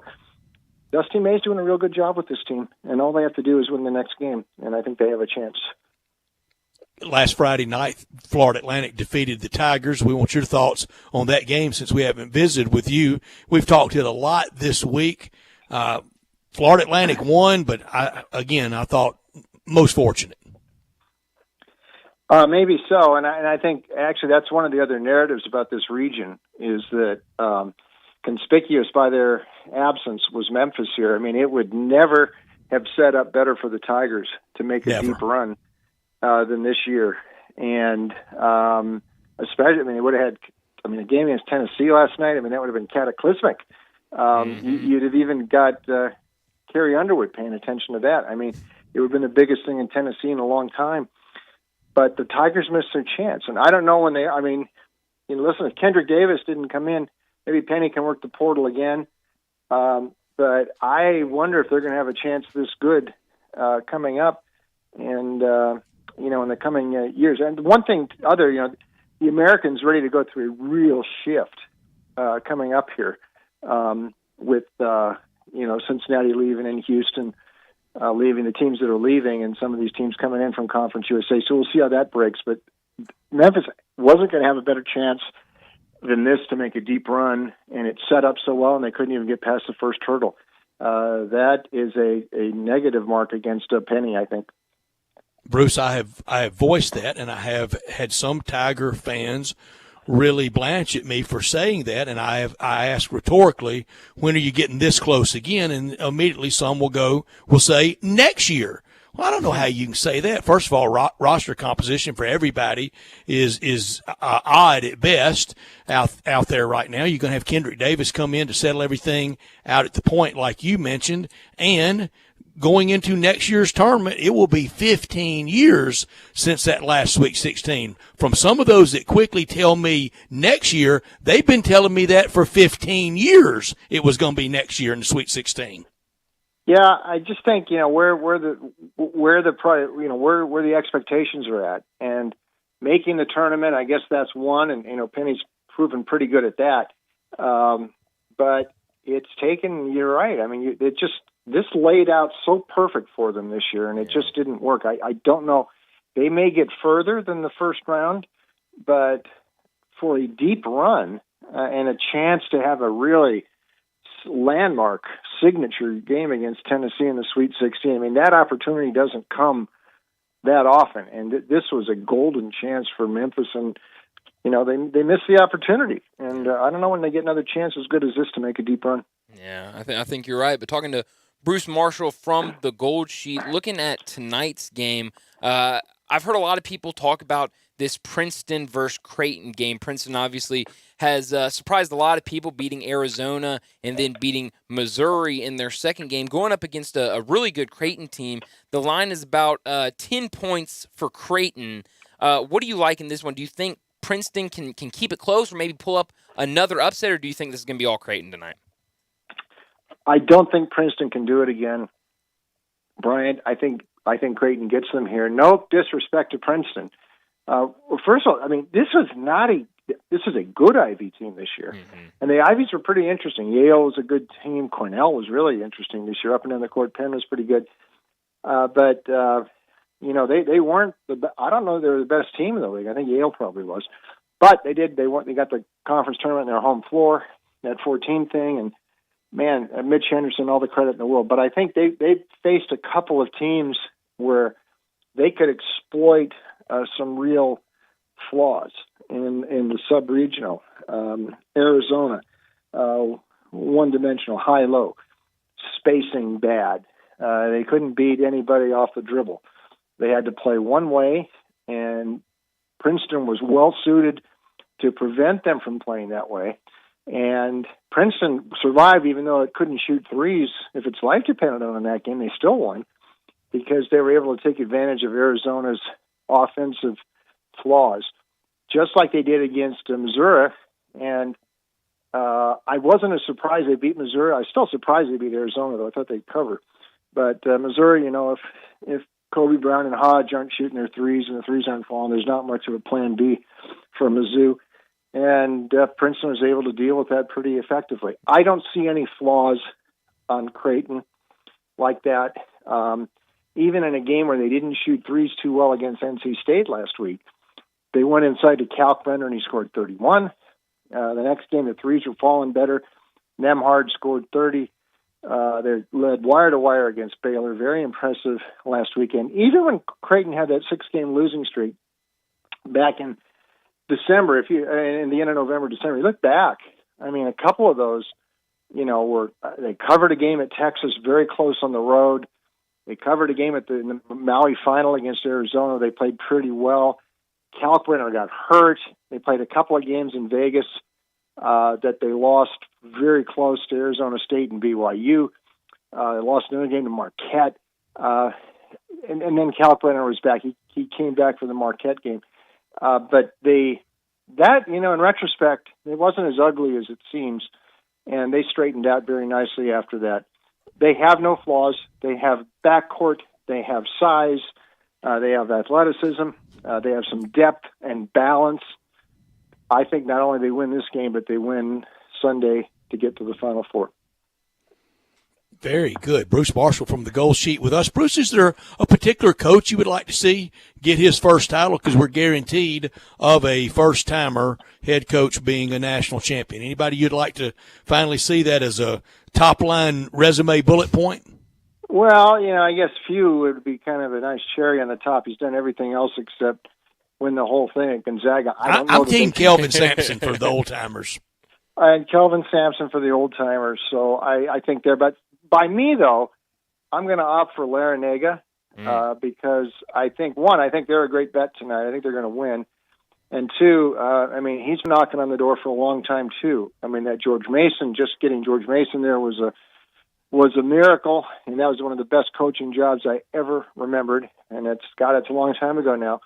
But here he is again. So I'm actually going to say Coach L because I think he's been knocking on the door for a long time and has had a real chance to do it and done it the right way. And I'm going to say Jim Larrañaga. And it was. And I was at that regional that year. It was Friday, Sunday games. And on Friday night, UConn barely got past Washington, and George Mason beat Wichita State in the first game. And my seat was right behind the UConn bench. I could hear everything Calhoun was saying to him. And he called the timeout. And I can't use the very colorful language he used. He goes, I know a lot of you guys are getting ready to turn pro, and I'm going to run a lot of you off. I guarantee you, if y'all blow this game, you can't imagine what these individual workouts are going to be starting next week.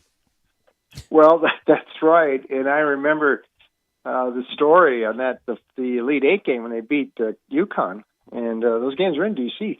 And Larrañaga walked into the clubhouse before the game, whistling the Mission Impossible theme. I mean, he kept his whole team loose, and that was a great run. So can't believe that's 17 years ago now, but time is flying too fast. And UConn was super team that year. That was Rudy Gay.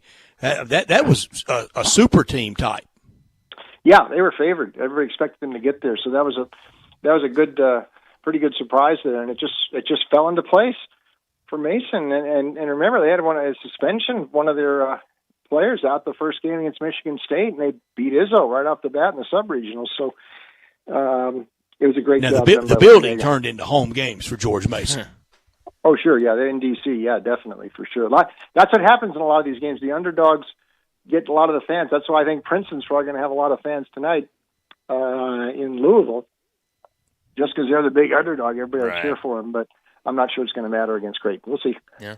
Bruce, before we let you go, do you have any favorite picks for tonight? And then please tell us where we can find more of you and the Gold Sheet. I think Miami tonight. I think they're going to win this game. I don't buy a lot of the pundits saying, okay, everything's fine with Houston now.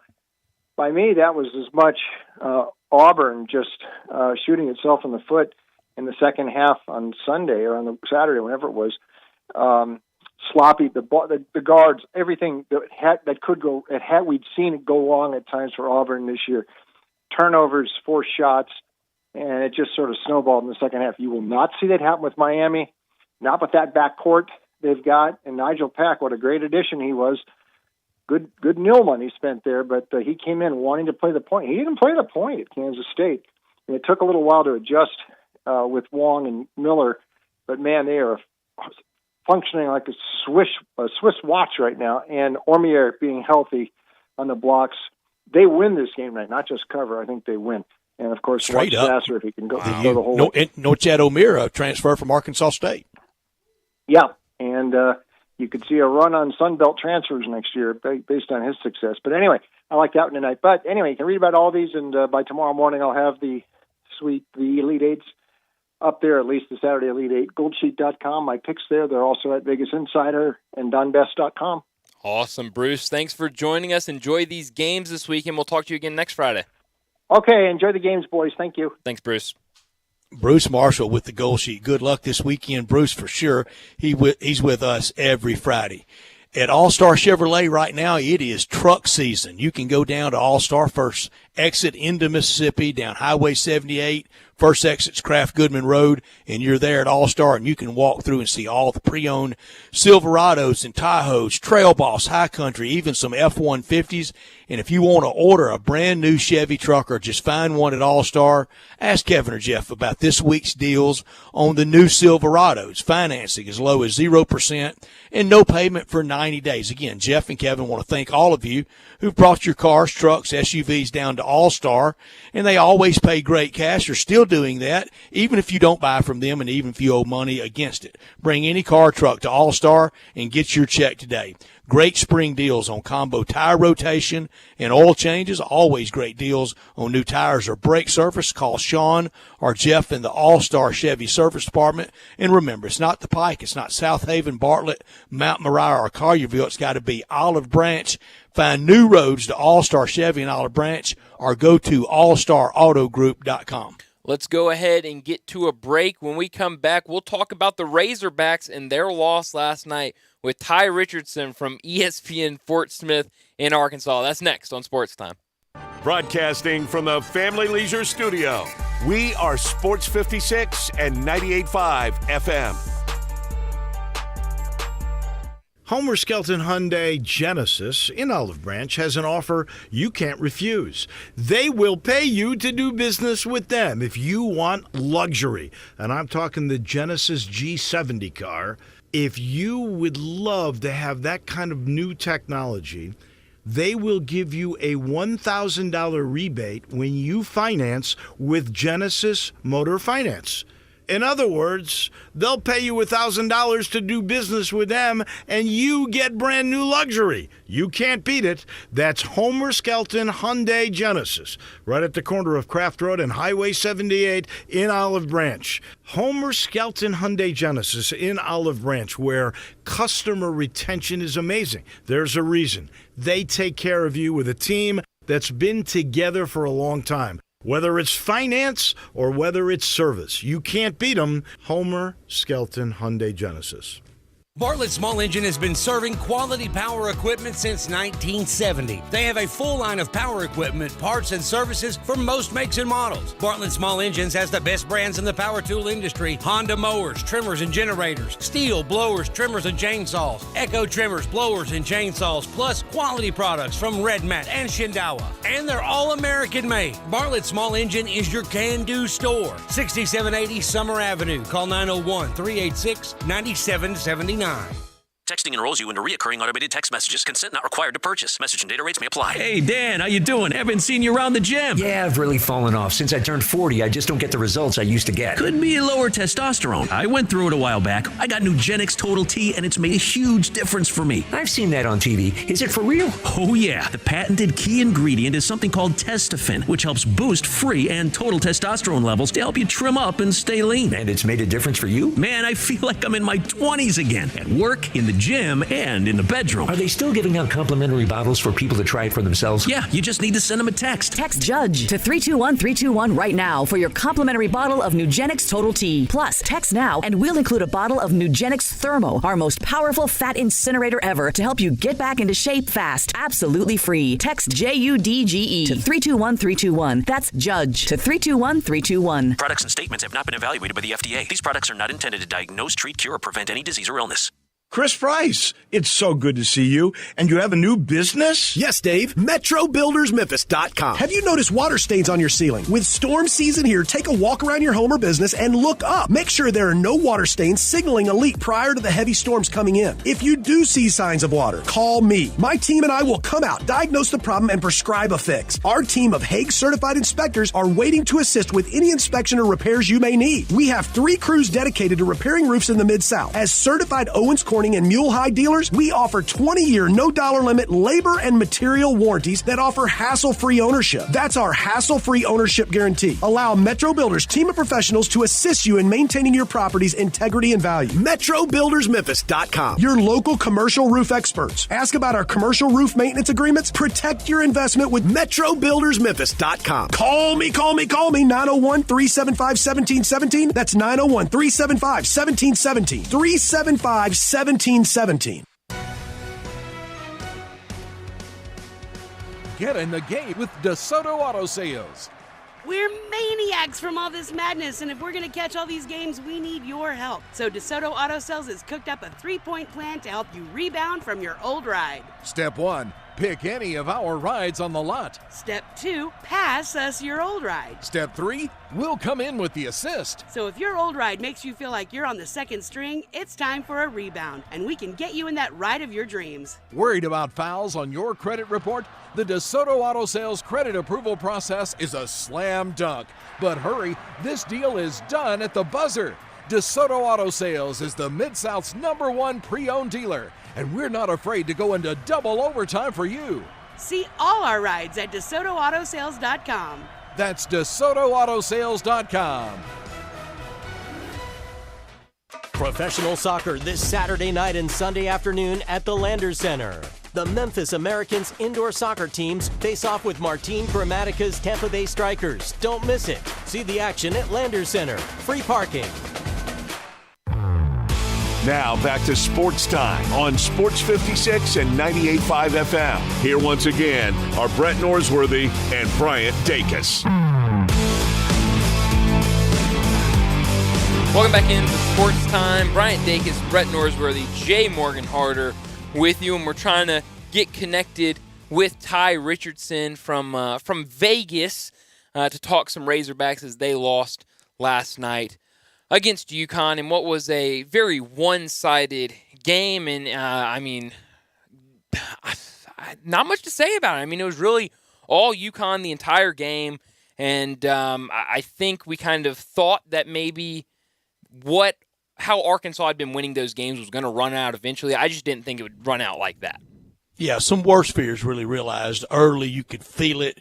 You could see it. It was such a grind to get anything. And then UConn could get it all. They could get twos. They could get threes. They could get jumpers. They could get stuff in sets. They could get stick backs. They could get it in transition. They could get it just about any way they wanted it.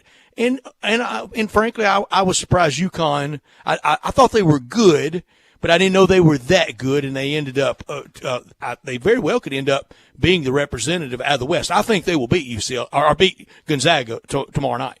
Whew. It's going to be a fun game, that's for sure. But I believe we have Ty Richardson now from ESPN Fort Smith over in Arkansas. Ty, thanks for joining us. And how's Vegas today after the heartbreaking loss last night? Well, it's a little less fun than it would have been. Yeah. I'm currently sitting in Treasure Island Hotel right now, getting ready for the rest of the day. But we are in Vegas, so I'm sure I'll be able to kind of respond and rally after the loss last night.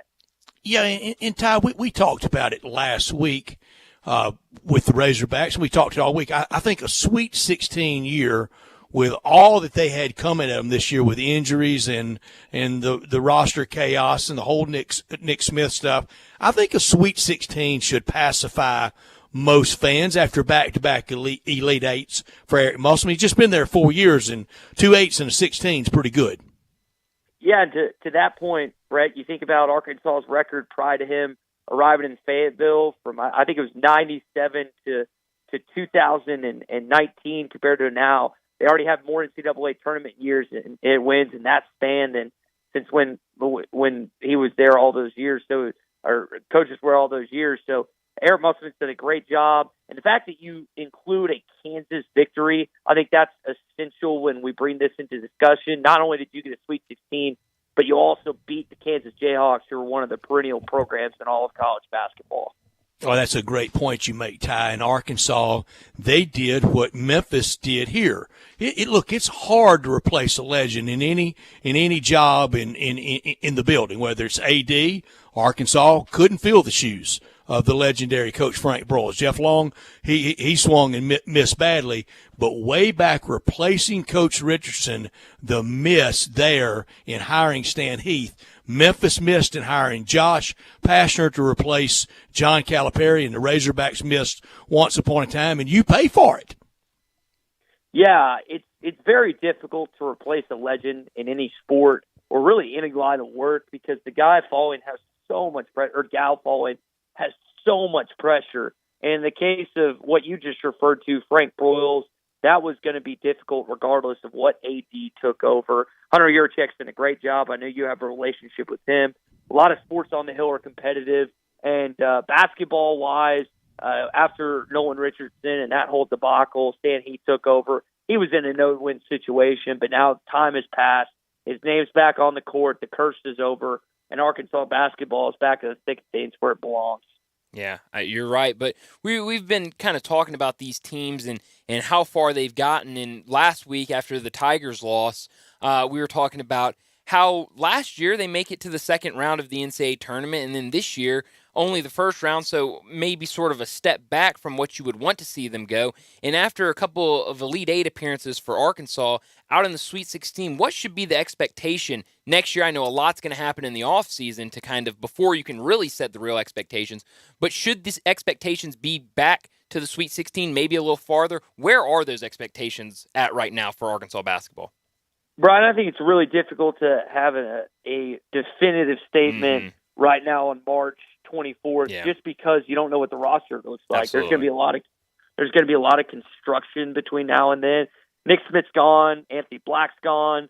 Don't know about Ricky Council, Jordan Walsh, Trevin Brazil, some of the other transfers that have an opportunity to either stick around or leave. So I think they've got 2 5-star young men coming in, Layden Blocker and Bay Fall. They're going to bring in transfers. Muss is going to try and figure it out. I hope Devo comes back. I hope he still wants to be a Razorback. Sure seems like he should. And I think second weekend, kind of like you said, is probably the expectation. Yeah. I think it's really difficult to place upon a team that they need to make a Final Four just because the tournament is a crapshoot, especially that we've seen this year.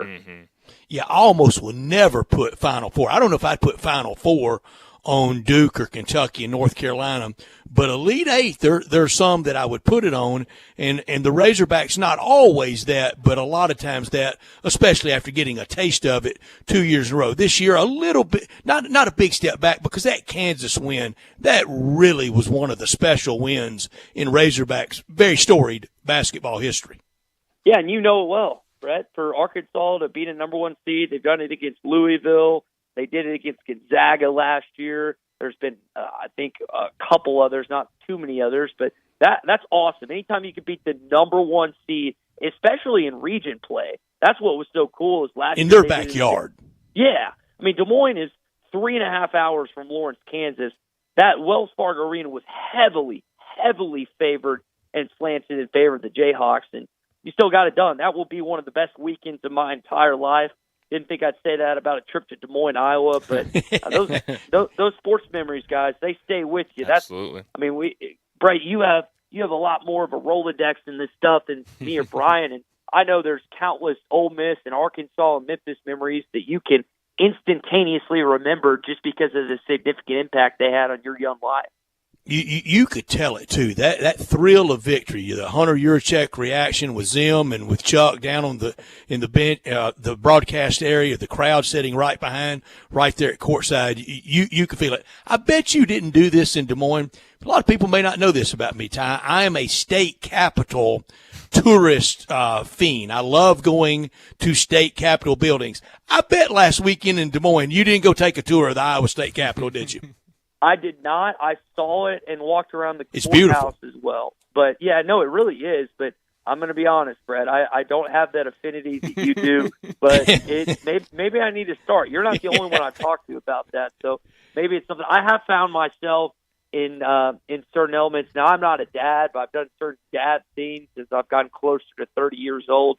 So maybe that's something that I at some point get to do and start crossing them off the checklist. But it sounds like I got a long way to go to catch up to you, my man.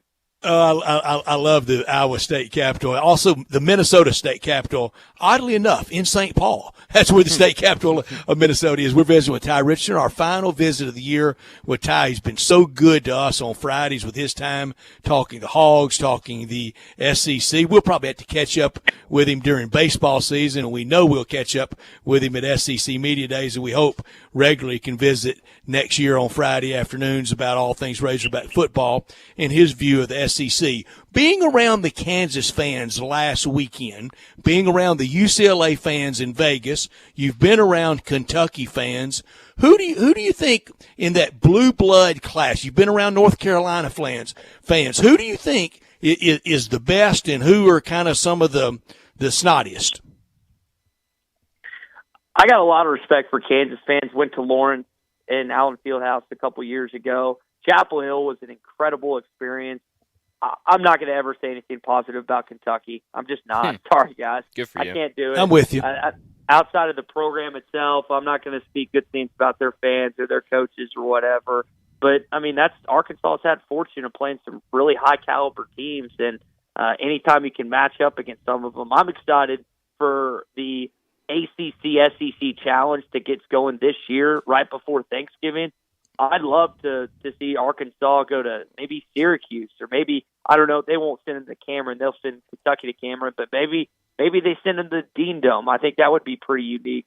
So anytime that you get a chance to play a blue blood school in basketball, I'm all for it, because that is my favorite sport, as you guys know, and definitely. Ty, I love the information. So the SEC-ACC challenge it won't be that last week in January where Big 12's been. We're going to do it pretty quickly into the season. Yeah, it's unique, and it kind of gives us something to hone in on right before basketball season really gets going. Yeah. I know that's a big football week leading up to it as well, but no, I'm excited about it. I think it's going to be a lot of fun, and I think it's a good idea for both conferences. Yeah. Ty, we were talking kind of about this roster earlier, and kind of who's going to be leaving, who could be coming back, and we've seen Eric Musselman has really worked the transfer portal well and brought in some really good recruits the past couple of years. But in your opinion, what are some needs for Arkansas going into the offseason? What positions or type of players do you think Musselman needs to target in the transfer portal? Brian, they got to get some guys that can shoot, man. Yeah. I mean, you haven't seen an Arkansas basketball that has shot this poorly from distance in quite some time. And you don't have to necessarily be in the top 10 in three-point shooting, but you can't be outside the top 275, which is what they were the majority of the year. This team was too good to have this lack of shooting, and I just wonder if they had a few more guys that could knock down the rock, what this team would look like differently. Trevor Brazile being one of those guys that unfortunately we didn't get to see how the season would have played out with him. But to your question, Brian, and it's got to be shooters. That has to be priority number uno for Eric Musselman and his staff, because you can hopefully get some guys to play defense that can shoot, and they just weren't able to do that this year. Yeah, I think you're right. Last thing for you before we let you go, Ty. We've been talking a lot this week about statues. Statue talk, always a good conversation.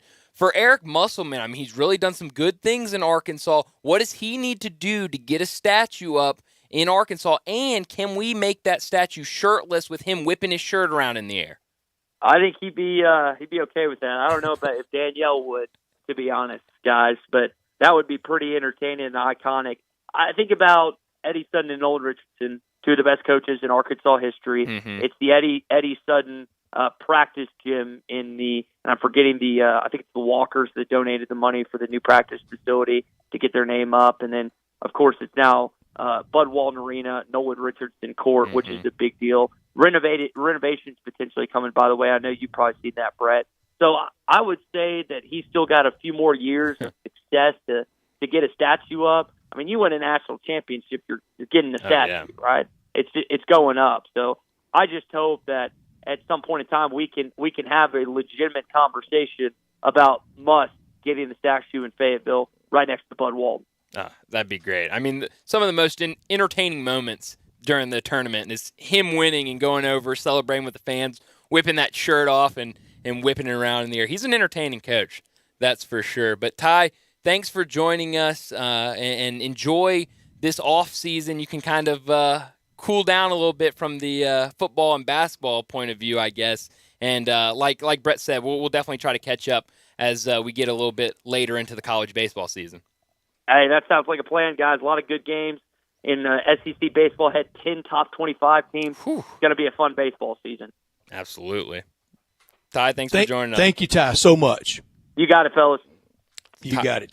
Ty Richardson with us every Friday from ESPN Radio in Fort Smith. And Razorbacks with a big win today in baseball against LSU. That was rescheduled on the fly because of impending bad weather down in Baton Rouge. And they put it on LSU in extra innings at Alex Box Stadium. It was fun visiting with Ty all year, and we'll catch back up with him for sure in baseball and SEC Media Days. And it'll be back around to football before you know it. And a lot of fun. It's time now for our Gould Salon Spa Style section. You can go to GouldSalonSpa.com and find out about the best gift card in the area. And that gift card is the perfect gift for any season. And we've got Easter season coming up, and then Mother's Day, and then Father's Day. Really for any time of gift giving, a birthday, anything, an anniversary, that Gould's gift card, it's ideal. Go to GouldSalonSpa.com for more information. And Gould's been around since 1932, over 91 years. They're exclusive to our area. It's the best holiday gift for any season. It's that Gould's gift card.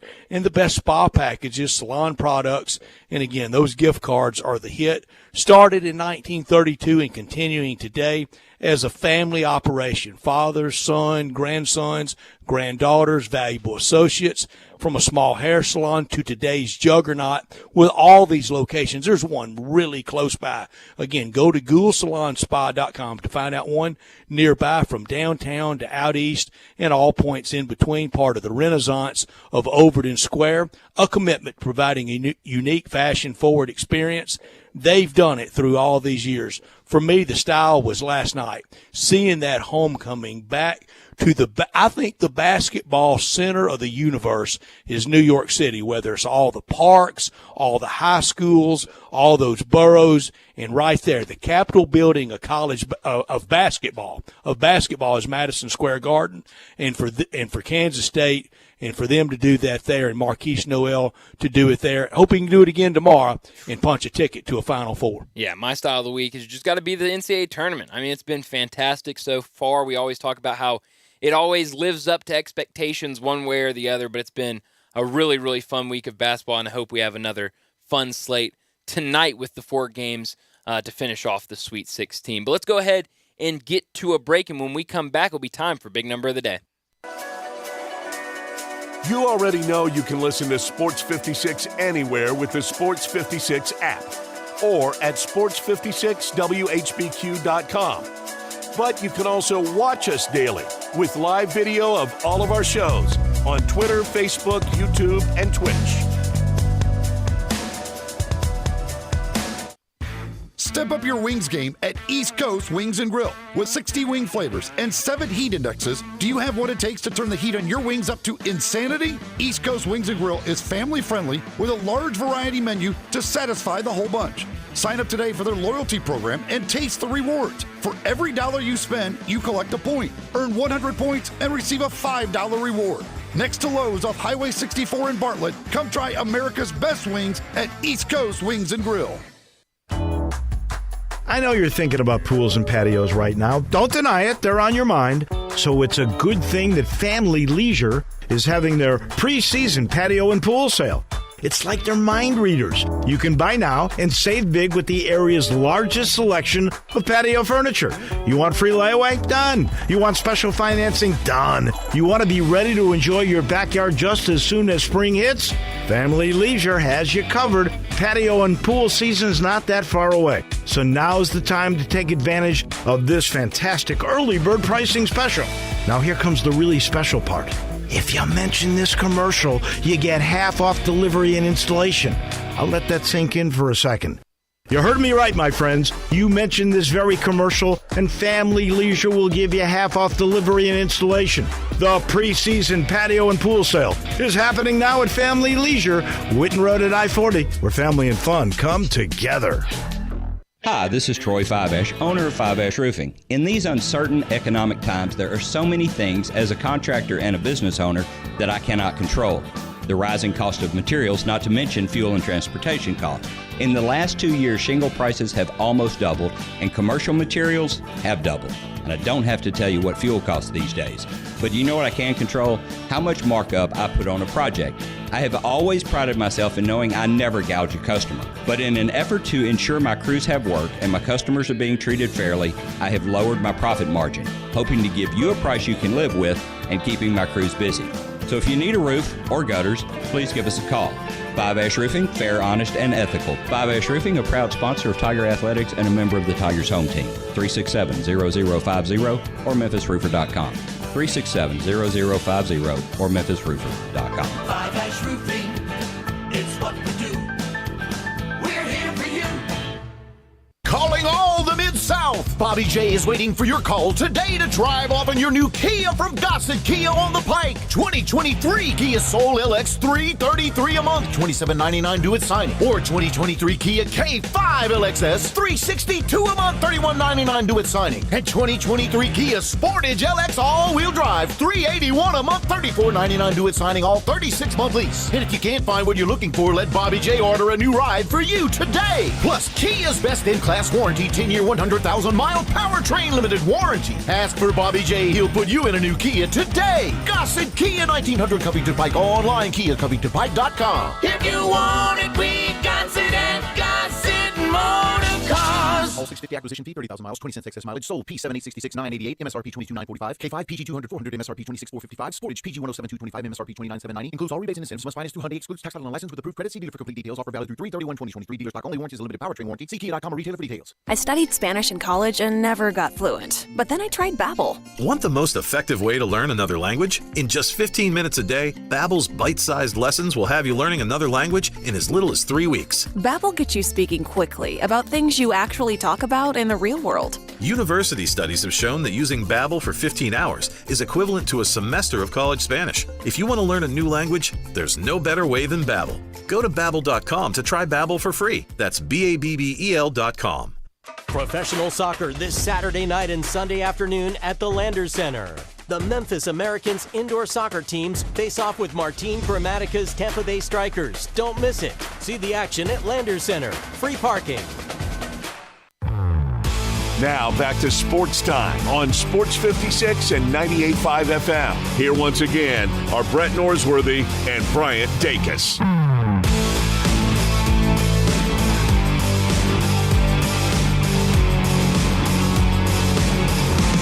Welcome back into Sports Time. Bryant Dacus, Brett Norsworthy, Jay Morgan Harder with you on a Friday afternoon. And you know what time it is. It's time for Big Number of the Day.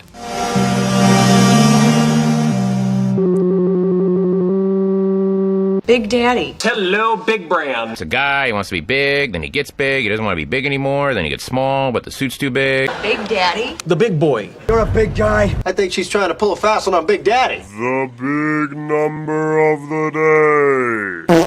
Jay, can you go first? I'm trying to build a straw man here, so if you could. Why, you want me to go first? I want you to go first, thank you. Wow, I never get to go first. I love it. My big number is 117. Over 3 NCAA tournament games, Marquise Noel, 64 points, 42 assists, 11 steals combined. That's 117. The last Division I or NBA player to reach all of those numbers over a 3-game span was Allen Iverson in April of 2005. That's from OptaStats. It's good stats right there. Good numbers. That is good stuff. And I think Bruce Marshall's right. Right now, MOP's Marquise Noel, isn't it? Has to be. It got to be. It was stats alone. I mean, especially if they win it all. Come on. Mm-hmm. My big number today, I could really pick a lot of different numbers, but I'm going to go with 36 That's the amount of points Drew Timme had last night in the win over UCLA. Look, I'm not into He may be the next guy for MOP. He could be. He's definitely number one in my book, number one in my heart. Number one in my heart when it comes to Gonzaga basketball players. Let's take a trip down memory lane real quick. Career, 17.3 points, 6.7 rebounds. That Adam Morrison guy, 19.7 points, only 5.1 rebounds. Put them all together, one's greater than the other. I'm not good at math, so I'm not going to do it. But one's greater than the other. You want me to Google it? No. I got bad news for Adam Morrison. Next year, at almost any point, he could just walk over, pat him on the shoulder, and say, "You're sitting in my seat. Hand me those headphones." Whoa. Maybe. He's going to be the analyst at Gonzaga basketball someday. And one had a better mustache. And headband. Y'all tell me. I've got 3 big numbers. Which one do you want? 53, 38, or 2? 2. Okay, number 2 is if Bama wins tonight, it'll be their second, as in 2, Elite 8 ever. They went in 2004 and got bounced by Emeka Okafor, or was it 2003? Or 4. 03 or 04. I think it was 04. By Emeka Okafor and UConn, they went on to win it all. He went on to be MOP of the tournament that year. So tonight would be their second ever. Bama's got good basketball history, but like Tennessee, not nearly enough. And it really highlights in the SEC, no matter what. You can dislike them all you want. It is still driven by Big Blue. The SEC in basketball, the conductor is Kentucky. Sure is. And I think a big finish for Alabama would help that a little bit, but it's not going to change it. It's still Kentucky up at top. You don't knock them out of the driver's seat of the conductor, though. You don't. No, not at all. But that was a good big number. I like that one. I kind of want to know what the other two I are. want to hear what was it, 46 you said? 53 and 38. Real quick, 53. 53 years ago, the last time we did not have an overtime game in the NCAA men's tournament, 1970. We have an overtime, at least one every year since then. In 38, Jerome Tang will be the 6th coach since 1985, 38 years ago, to go to an Elite 8 in his first year. Wow. You jumped into the history books today. College basketball theme. I love it. Yeah, all college basketball themes. Look at us. Yours was, we were all college basketball. Sweet numbers. 16 fever. That's right. Drew Timme fever over and here. Next week, baseball picks. Oh, I love it. Oh, I can't wait. I guess we'll have to get yours. That's what we were talking about earlier, but we'll figure it out. Always baseball time. That's right. But let's go ahead and get to a break, wrap up this second hour. And when we come back, we'll talk to Jason Munz from the Commercial Appeal. He's on the Tiger beat. We'll talk to him about what happened last week against Florida Atlantic and what this offseason looks like for Coach Hardaway and his staff. That's next on Sports Time. Brian Elder's Roofing Solutions. Brian Elder Roofing, 867-0303. You've known the name for 30 years. You might even remember him from nearly 20 years on Kix 106 as half of the Young and Elder Show. Now, 13 years later, Brian Elder is the largest purchaser of Owens Corning shingles in Memphis. Call him right now, 867-0303. Certified and trained by Owens Corning to earn a reputation for quality and expertise matched by no one. Don't let them tell you it has to be replaced when all it needs is a repair. Call right now, 867-0303. He'll climb every inch of your roof. He'll go into your attic and run a moisture and ventilation test using state-of-the-art equipment to make certain you're protected from mold and other contaminants. You may be causing respiratory problems for your family and not even know it. We're waiting for your call, 867-0303 or BrianElderRoofing.com. Call 867-0303. Brian Elder's Roofing Solutions. All 650 acquisition fee, 30,000 miles, 20 cents excess mileage. Sold P7866,988, MSRP 22,945, K5 PG 200,400, MSRP 26,455, Sportage PG 107,225, MSRP 29,790. Includes all rebates and incentives. Must finance through Hyundai. Excludes tax title and license with approved credit. See dealer for complete details. Offer valid through 3/31/2023. Dealer stock only. Warranties and limited powertrain warranty. See Kia.com or retailer for details. Hey, Jeff Allen, you ready to give Memphis your best deals at Gossett Kia South Mount Moriah? That's what I always do, Randy. How about a 2023 Kia Soul LX, only $333 a month and $27.99 due at signing. Looking for luxury? 2023 Kia K5 LXS, $362 a month or $31.99 due at signing. both 36-month lease. Or how about the 2023 Kia Sportage LX all-wheel drive? We got it at $381 per month, 36-month lease, and $34.99 due at signing. And don't forget Kia's 10-year, 100,000-mile powertrain limited warranty. And Jeff, what if I don't see exactly what I want? I'll order it for you, Randy, so whether you live in Horn Lake, South Haven, Olive Branch, or Memphis, you'll be happy at Gossett Kia on Mount Moriah. Online, KiaMountMoriah.com.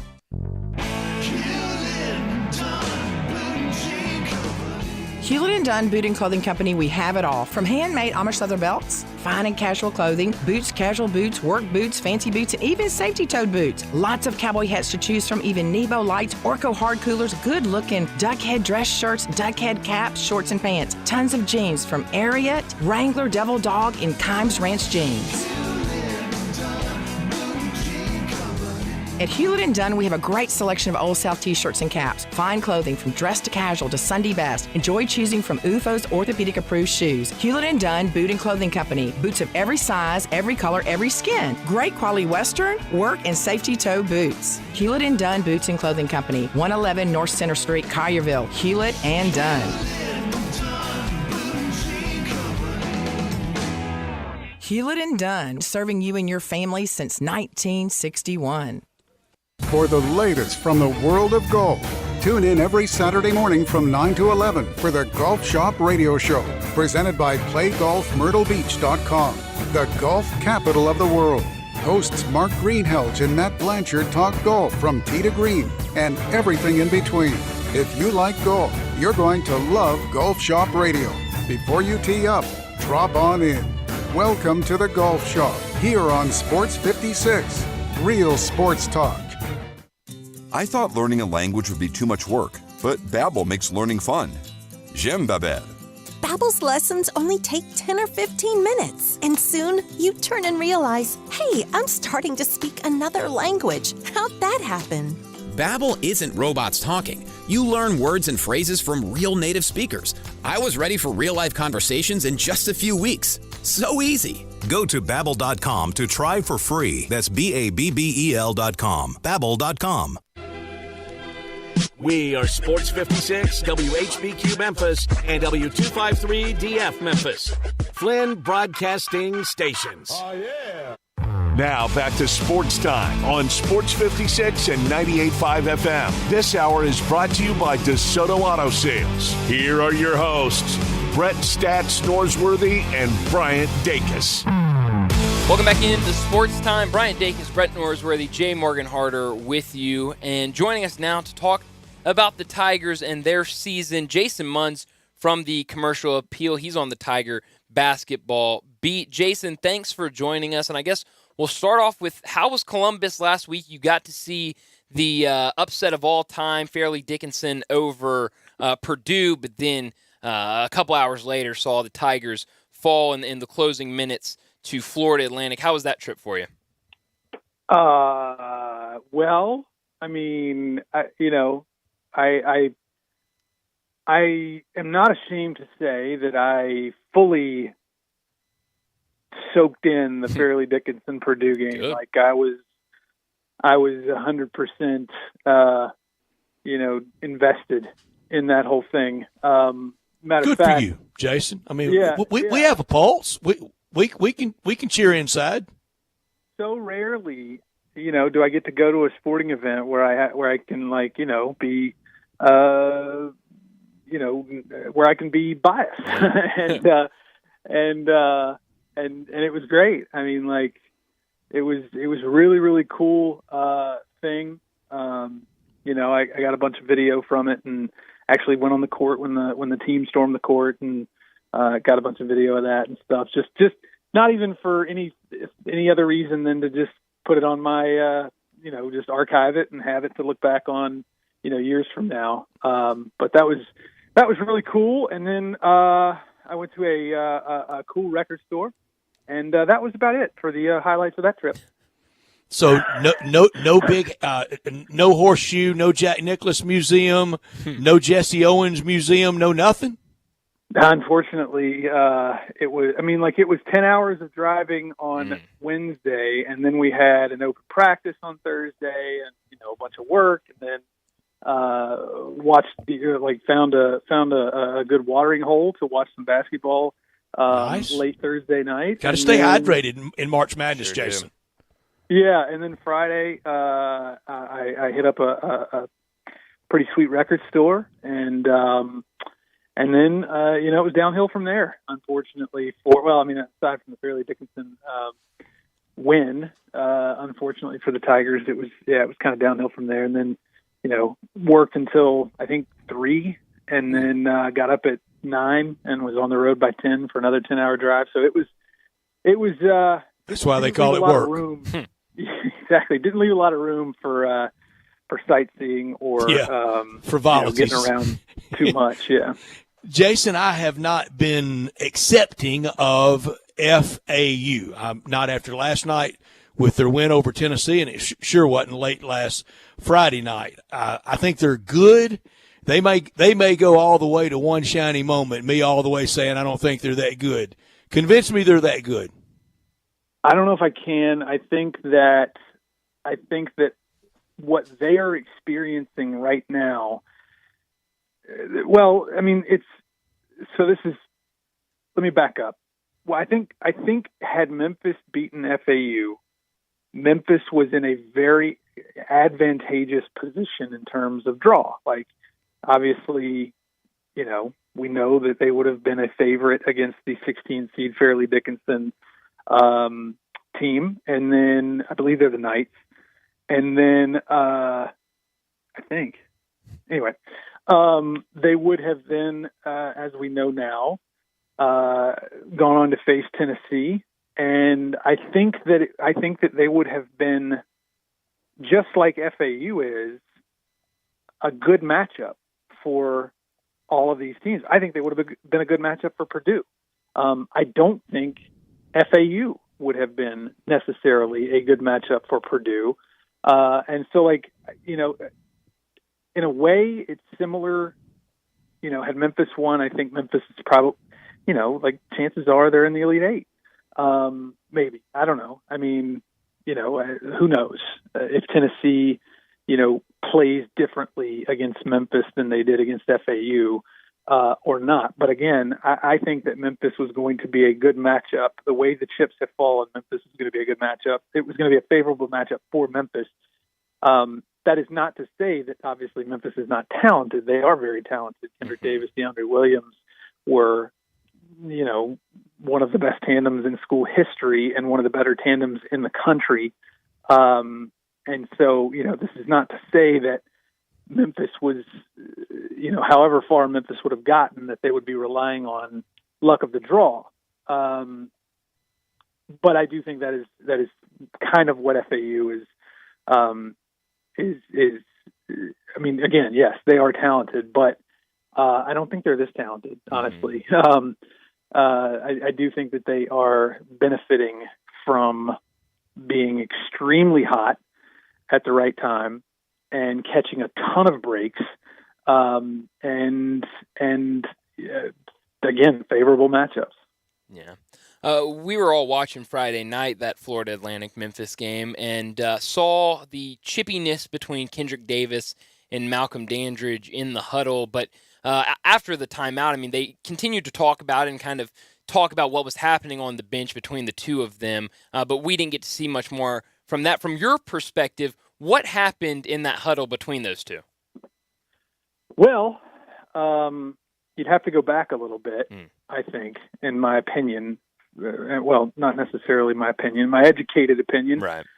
You'd have to go back a little bit and, to the play where Kendrick landed on the FAU defender's foot, and immediately, up to the rafters, you could hear his yelp. He was writhing in pain at half court, and they allowed play to continue, and then eventually they stopped it. And he went bounding down the sideline, and was very visibly frustrated and upset and everything. And so then the whole team comes over, and he immediately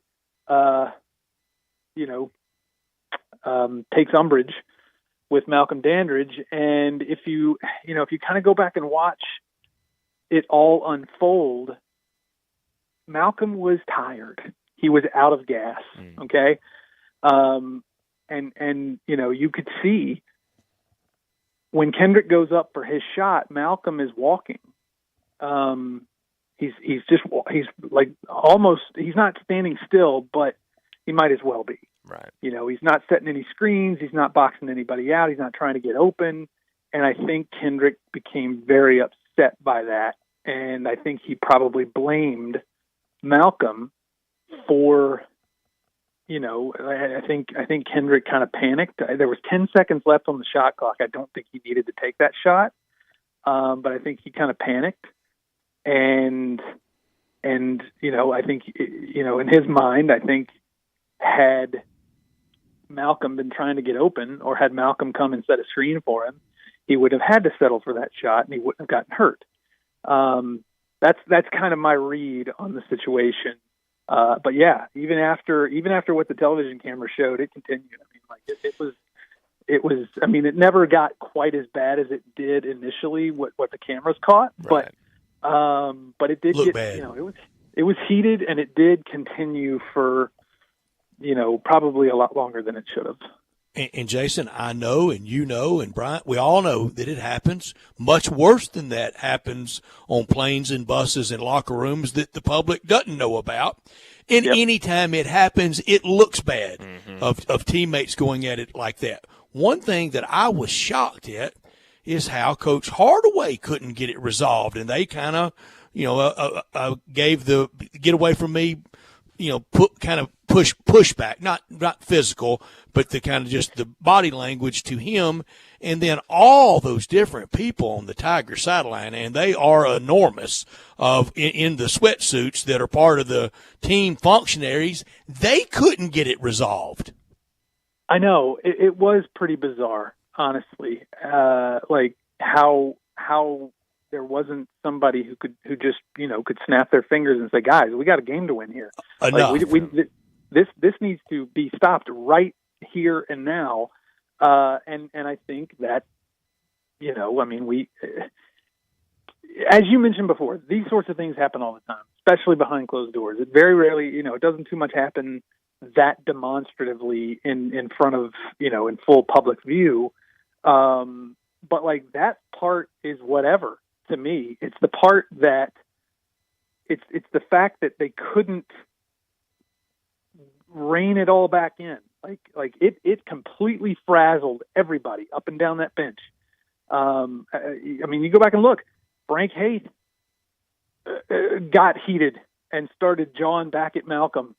In the early part, that part got caught on camera. Like it was, nobody I don't think was not affected by what happened. And yeah, I mean, in those situations, obviously hindsight is 20/20. And if they would have made that defensive play, or if Kendrick hadn't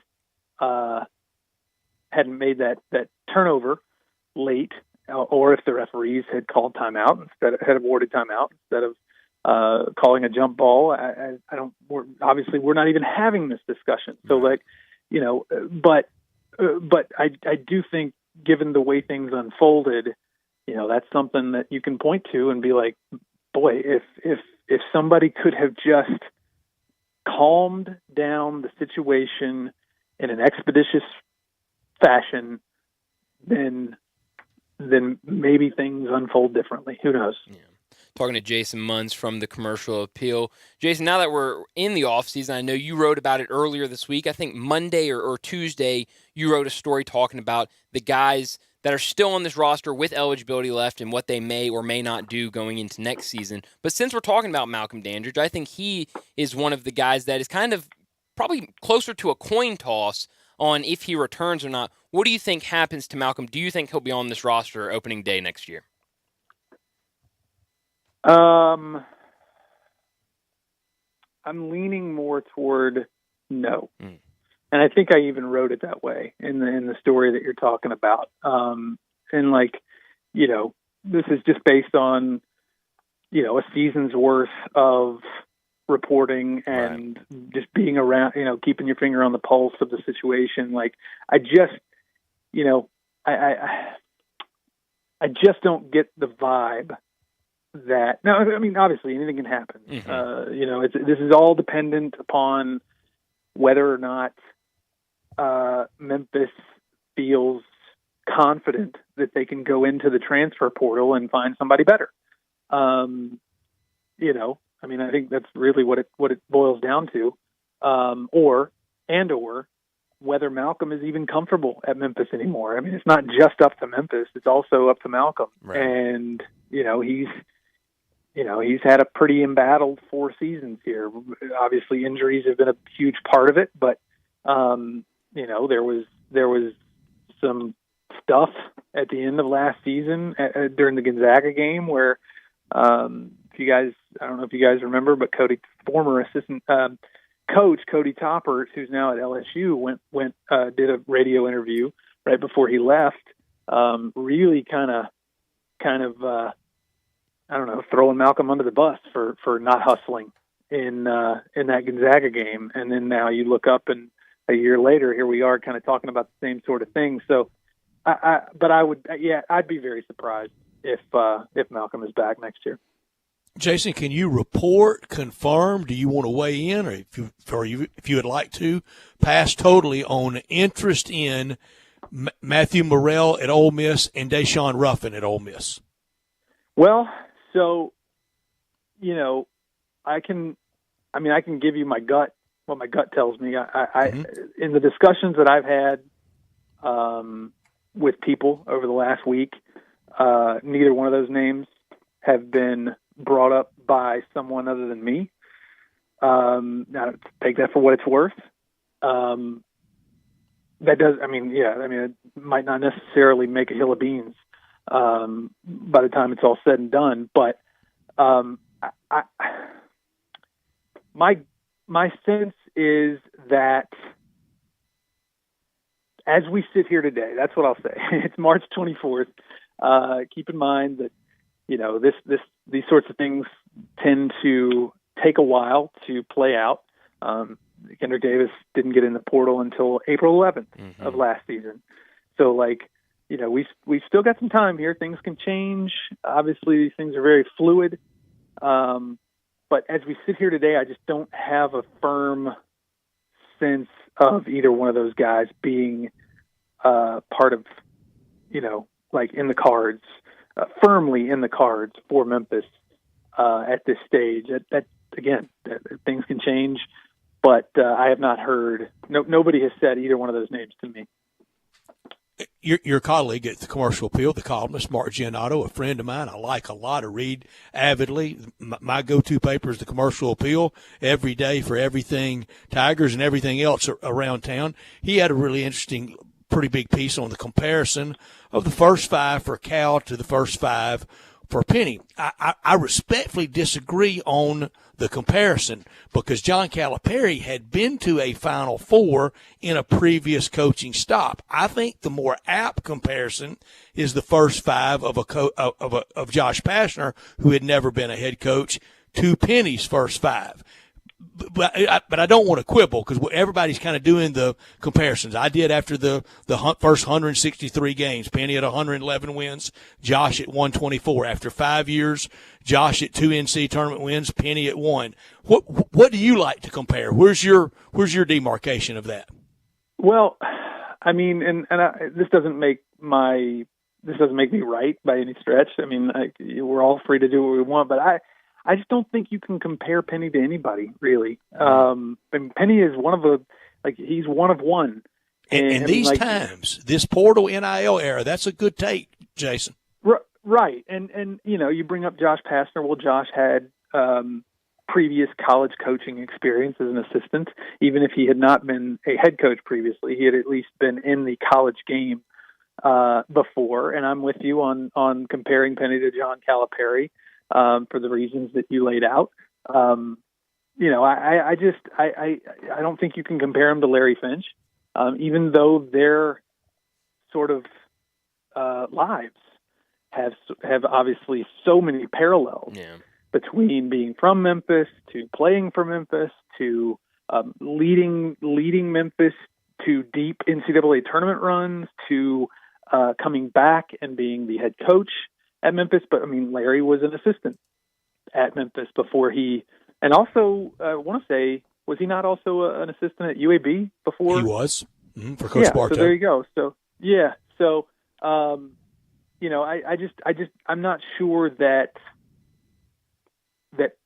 you can compare Penny to anyone because again, he's just such a different entity than anyone else. Obviously, having the celebrity and the fame and all that stuff that goes along with that, and we're just in a completely different era, as you brought up with the transfer portal and the NIL and.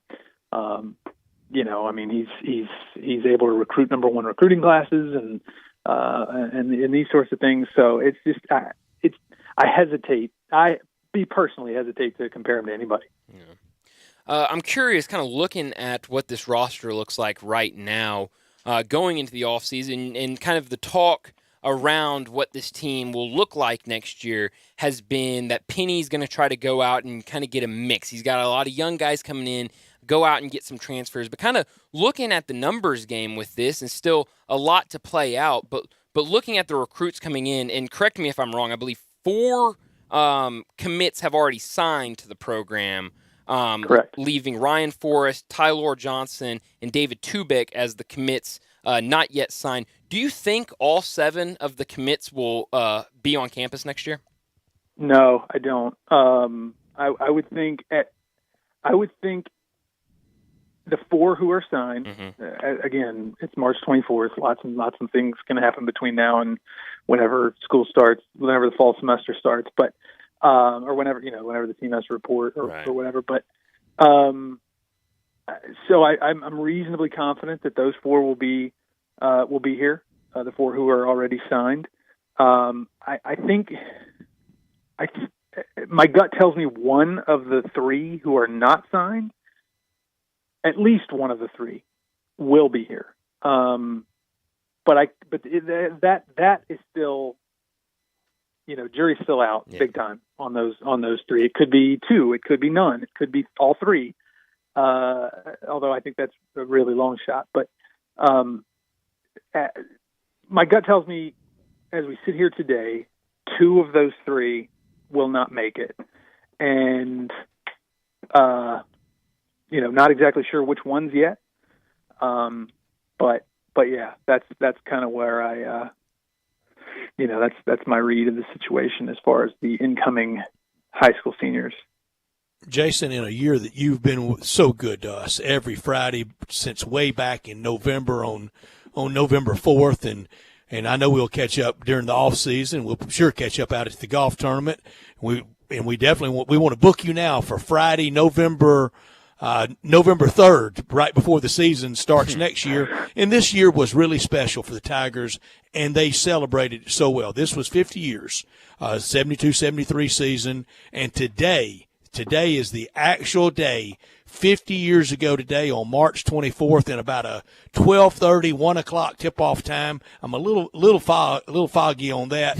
Today was the day they beat Providence. 2 days later, played Bill Walton and the mighty UCLA Bruins, and it concludes our Friday visits on this 50th anniversary year.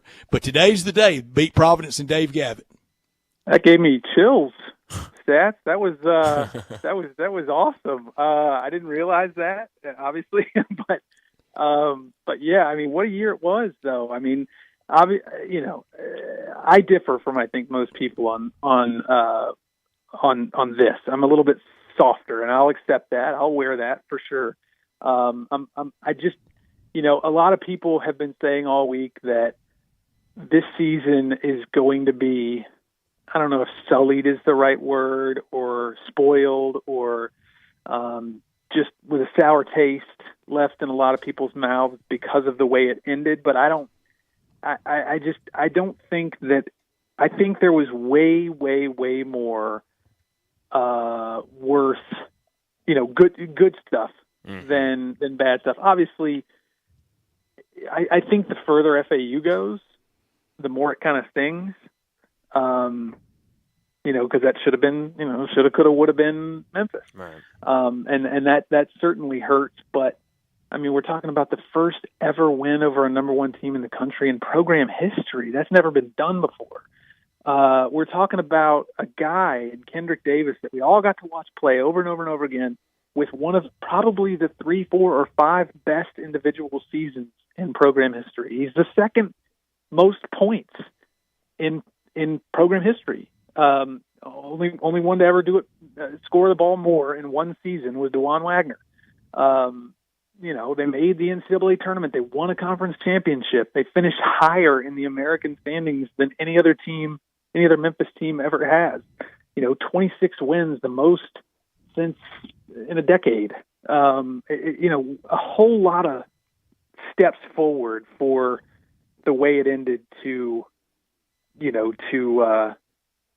spoil a bunch.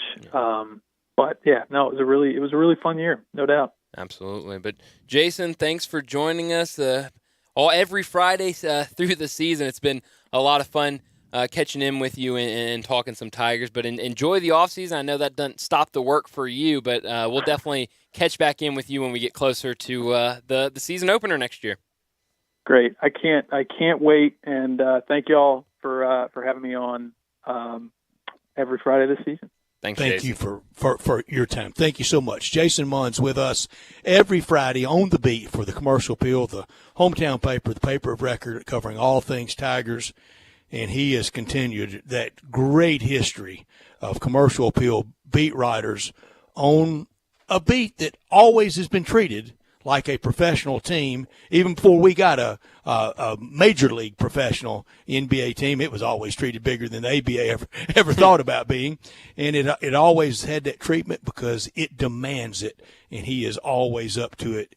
Just so much fun to visit every week. This hour show brought to you every day by DeSoto Auto Sales at 5704 Goodman Road and online at DeSotoAutoSales.com. Very proud to serve DeSoto County and the surrounding area where all the cars are test driven and checked out thoroughly from bumper to bumper, head to toe, with an unlimited inventory of every make and every model you can think of. And if by chance they don't have it, with their contacts, they can get it really, really fast for you.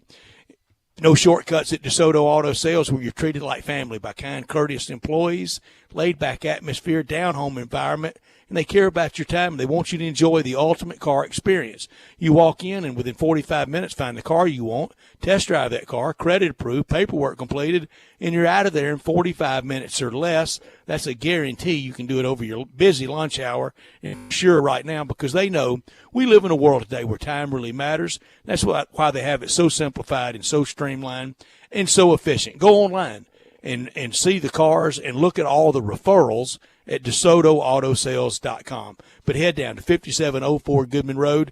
Come on down to DeSoto County for that town and country experience at DeSoto Auto Sales. Let's go ahead and get to a break. When we come back, we'll talk about what's trending, and we'll make some picks for the 4 games tonight in the Sweet 16. That's next on Sports Time.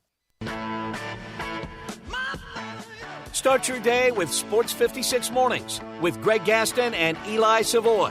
Weekday mornings from 7 to 10, right here on Sports 56 and 98.5 FM.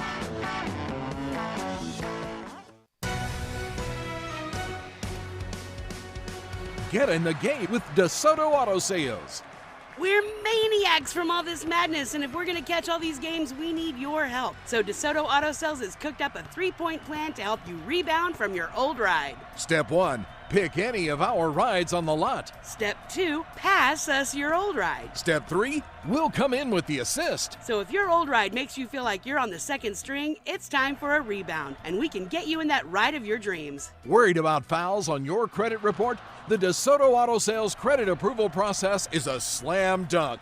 But hurry, this deal is done at the buzzer. DeSoto Auto Sales is the Mid-South's #1 pre-owned dealer, and we're not afraid to go into double overtime for you. See all our rides at DeSotoAutoSales.com. That's DeSotoAutoSales.com. Golfers, tee it up at Edwin Watts Golf Shops for the hottest new arrivals from Titleist. Check out the new Pro V1 golf balls, designed for longer distance, more consistency, and unrivaled control. Swing by Edwin Watts Golf Shops and elevate your game with the new TSR Woods, engineered faster, longer, and straighter. Come in and get custom fit for free today. Edwin Watts Golf Shops, home of the 90-day satisfaction guarantee, unmatched service, unmatched expertise. Are you looking to lease a commercial space for your business? Call Stephen Hoffman. Are you a landlord looking to have your space leased? Call Stephen Hoffman. Maybe you're looking to buy or sell commercial real estate. If so, you want a professional broker looking out for your best interest, and that broker is Stephen Hoffman with Myers Commercial Real Estate. Stephen is a Memphis native who knows his market well and only works the commercial side of real estate. He works for a great firm that has been locally owned and operated in Memphis for almost 40 years. Whether representing tenants, landlords, or investors alike, you are sure to get great market analysis, access to on and off-market listings, and a tough negotiator on your behalf. Call 901-761-5595 and ask for Stephen Hoffman. You can also find him on the web at myerscre.com. That's MYERSCRE.com. Stephen Hoffman with Myers Commercial Real Estate. Representing your real estate business is his business. Call Stephen Hoffman, 901-761-5595. Mitsubishi Motors Spring Sales Event is on at Gossett Mitsubishi on the Pike. Come test drive the all-new 2023 Outlander plug-in hybrid electric with 420 total range, 64 combined MPG, and 38 minutes best charging time. And you may be eligible for up to $7,500 federal EV incentive and $1,500 lease cash. Come check it out at Gossett Mitsubishi. Plus 2023 Mitsubishi Outlander with 3 rows of seating for up to 7 people. We Gossett at $499 a month or buy for $34,055. Looking for some peace of mind in your new ride? How about Mitsubishi's 10-year, 100,000-mile powertrain limited warranty? 2023 Outlander, $499 a month or get 1.9 for 36 months and test drive the all-new 2023 Outlander plug-in hybrid electric. That's Gossett Mitsubishi, 1870 Covington Pike, or shop online at memphismitsubishi.com. If you want it, we got it at Gossett Motor Cars. Outlander PZO 12158 MSRP 34555 includes all rebates and incentives. PF 695 excludes tax title and license with approved credit. See dealer for complete details. Offer valid through 3/31/2023. Dealer stock only. Everyone's getting excited about March Crazy. Don't you mean madness? No, crazy. You know the Crazy Coupe. The Crazy what? The Crazy Coupe. $71.99 Highway 64 between Appling and Kirby Whitten. Not only do they have the best chicken wings in Memphis, they got 27 crazy flavors to choose from. You can even buy their crazy sauce and seasoning. That sounds delicious, but what's crazy about the Crazy Coupe? Their prices. Right now, you can get 3 whole wings or 6 party wings, regular fry and drink for $9.99. Now that's a crazy good price. I think the wings are so good at the Crazy Coupe, they'll change the games in March to March Crazy. That's crazy enough. It just may work. The Crazy Coupe, $71.99 Highway 64 between Appling and Kirby Whitten. Family owned and operated, and coming soon, a second location opening up on Ridgeway just off Poplar. The Crazy Coupe, with 27 crazy flavors to choose from, you'd be crazy not to visit the Coupe. Homer Skelton Hyundai Genesis in Olive Branch has an offer you can't refuse. They will pay you to do business with them if you want luxury. And I'm talking the Genesis G70 car. If you would love to have that kind of new technology, they will give you a $1,000 rebate when you finance with Genesis Motor Finance. In other words, they'll pay you $1,000 to do business with them, and you get brand new luxury. You can't beat it. That's Homer Skelton Hyundai Genesis, right at the corner of Craft Road and Highway 78 in Olive Branch. Homer Skelton Hyundai Genesis in Olive Branch, where customer retention is amazing. There's a reason. They take care of you with a team that's been together for a long time. Whether it's finance or whether it's service, you can't beat them. Homer Skelton Hyundai Genesis. Now back to Sports Time on Sports 56 and 98.5 FM. This hour is brought to you by DeSoto Auto Sales. Here are your hosts, Brett Stats Norsworthy and Bryant Dacus. Welcome back into Sports Times. We got a little less than 30 minutes left in the week on this edition of Sports Time, and I think we're going to go through and make some picks for the games tonight, but we have some breaking news first before we get into that. Ja Morant not going to start tonight, it's been reported. They've met with Taylor Jenkins, the media has, before the game. He's going to come off the bench. Well, check the line. Check the line. It's moved down to 12.5. Wow, so I was right. on FanDuel. So it was 13, now it's 12.5. Turns out he is worth half a point. You're spot We were on. right. Is that, you got a race day in the background? I apologize. I didn't realize it was turned out. That's my bad. Are y'all doing anything on the World Golf at FanDuel? Are y'all betting these matches? No, I had my sportsbook open, and I thought better of it. I'm just going to enjoy for now. I might tomorrow. Why not, I'm ready for them to get to the darn knockout stage. Yeah. What does that start tomorrow, right? I mean, all these compulsories and pool play. Come on now. Yeah. While we're young, let's get to a real bracket. Well, and then today they had to. You couldn't concede any putts. You had to putt them all out because they were counting strokes for some reason. They've changed it a lot, Brett. I think you said that the other day. Win differential, point they differential. Are, and this is the last year of Austin hosting this. And look, we were a part of the World Golf mix there for a few years, and it was good for our tournament. It was good for Memphis. I thought it was a little forced. I think it's been a little forced in Austin, and this is it for them at Austin Country Club. Yeah, I like the match play, kind of. Oh, I do too. Different. I used to like it more, but I still like it. Yeah. I want it to go back to like it was in 09, 10, 11 when it was out at Marana, out at Tucson, and you had a 64-person bracket like the NCAA tournament, and if 64 beat one, then one goes home on Tuesday or Wednesday. Tough toenails. I still say I think that's if Liv wanted to go to the team model, they should have done match play. Don't the teams have names too? They do. Swing. They do. That's hilarious. And Crushers. They all got names. High Flyers. High Flyers. That's yeah. almost as ridiculous as your Kraken. Sorry, Brian. I had to do it. You set me up. I had to knock it home. Brian, you're going to Kraken Predators tomorrow night, right? Tomorrow afternoon, 1 p.m. puck drop. Didn't they play yesterday too? They did. What was the score of that game? The Kraken lost 2-1 in shootouts. Ouch. But you know what that means? What? Redemption game tomorrow. They're due. They're going to win. I'm going to the right one. When we were picking which game we're going to go to. Will you wear a redemption hoodie? No, I should. I said I might make a sign, but I got to wear my sweater tomorrow, Brett. Game. I hope you have fun with that. I have not been to hockey in Nashville yet. And what time is the MLS game? The MLS game, it's a night game. It's either 6:30 or 7:30. Oh, you got to do the twofer. You got to do the. I might have to. I'm gonna try to talk my girlfriend into it. I don't know if it's gonna work or not. But well, sometimes that's a challenge. Just going to the hockey's good though. Yeah. You don't want to overdo it. Then we're spending all day Sunday at the mall. Can't wait. That'll be fun. That'll be fun. Tonight's games already started. The first tip-off underway. Alabama 7.5-point favorite in their game tonight against San Diego State, and the over and under is 138.5.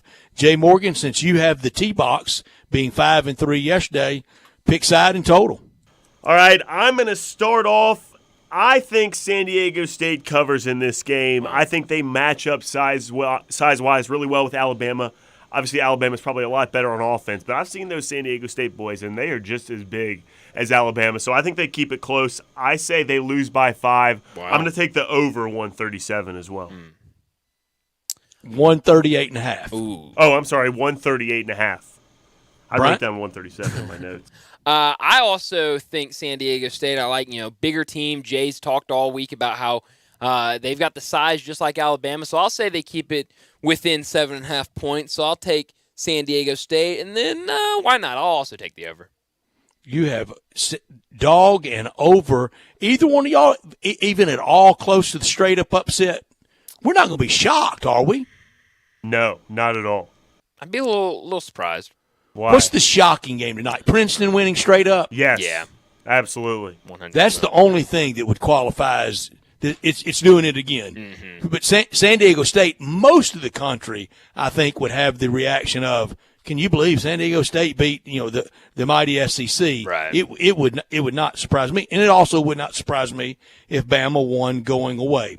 I don't think they'll do that. I do think they'll cover. I'm going to lay the Tide -7.5, roll Tide, and go over 138.5. So I'm opposite both of y'all. Roll Tide. Roll Tide. Even though I didn't take Alabama, I had to say it. It's like calling the Hogs when we talk Arkansas. And you saying Roll Tide in Miami gear, that is just great because it makes me think of the 92 Sugar Bowl. I'm all about matchups. That's right. When the Tide rolled against the mighty Canes. Speaking of Miami, they are a 7.5-point underdog when they play Houston. Houston trying to win 2 games to get back to Houston, coming out of Kansas City. They had a pretty tough go of it for a little while in Birmingham last weekend. Houston minus 7.5 over the U. Give me the U plus the 7.5. I don't think straight up, but it wouldn't shock me. And that over and under is 138.5 as well. Give me underdog Miami and the over 138.5. Bryant. I am going to take. I mean, when Alan Bell and Bruce Marshall both tell you to pick a side, I'm gonna have to go with them. So I'll take Miami, and then why not? I'll take the over. Group lock on the game as a total. I'm also taking Miami plus 7.5. I think they lose by 7 though. I just have them covering that spread. That's that gut talking to you. That's that gut talking to me. listen. I think I'm also going to take the over 138.5. So group lock on the game.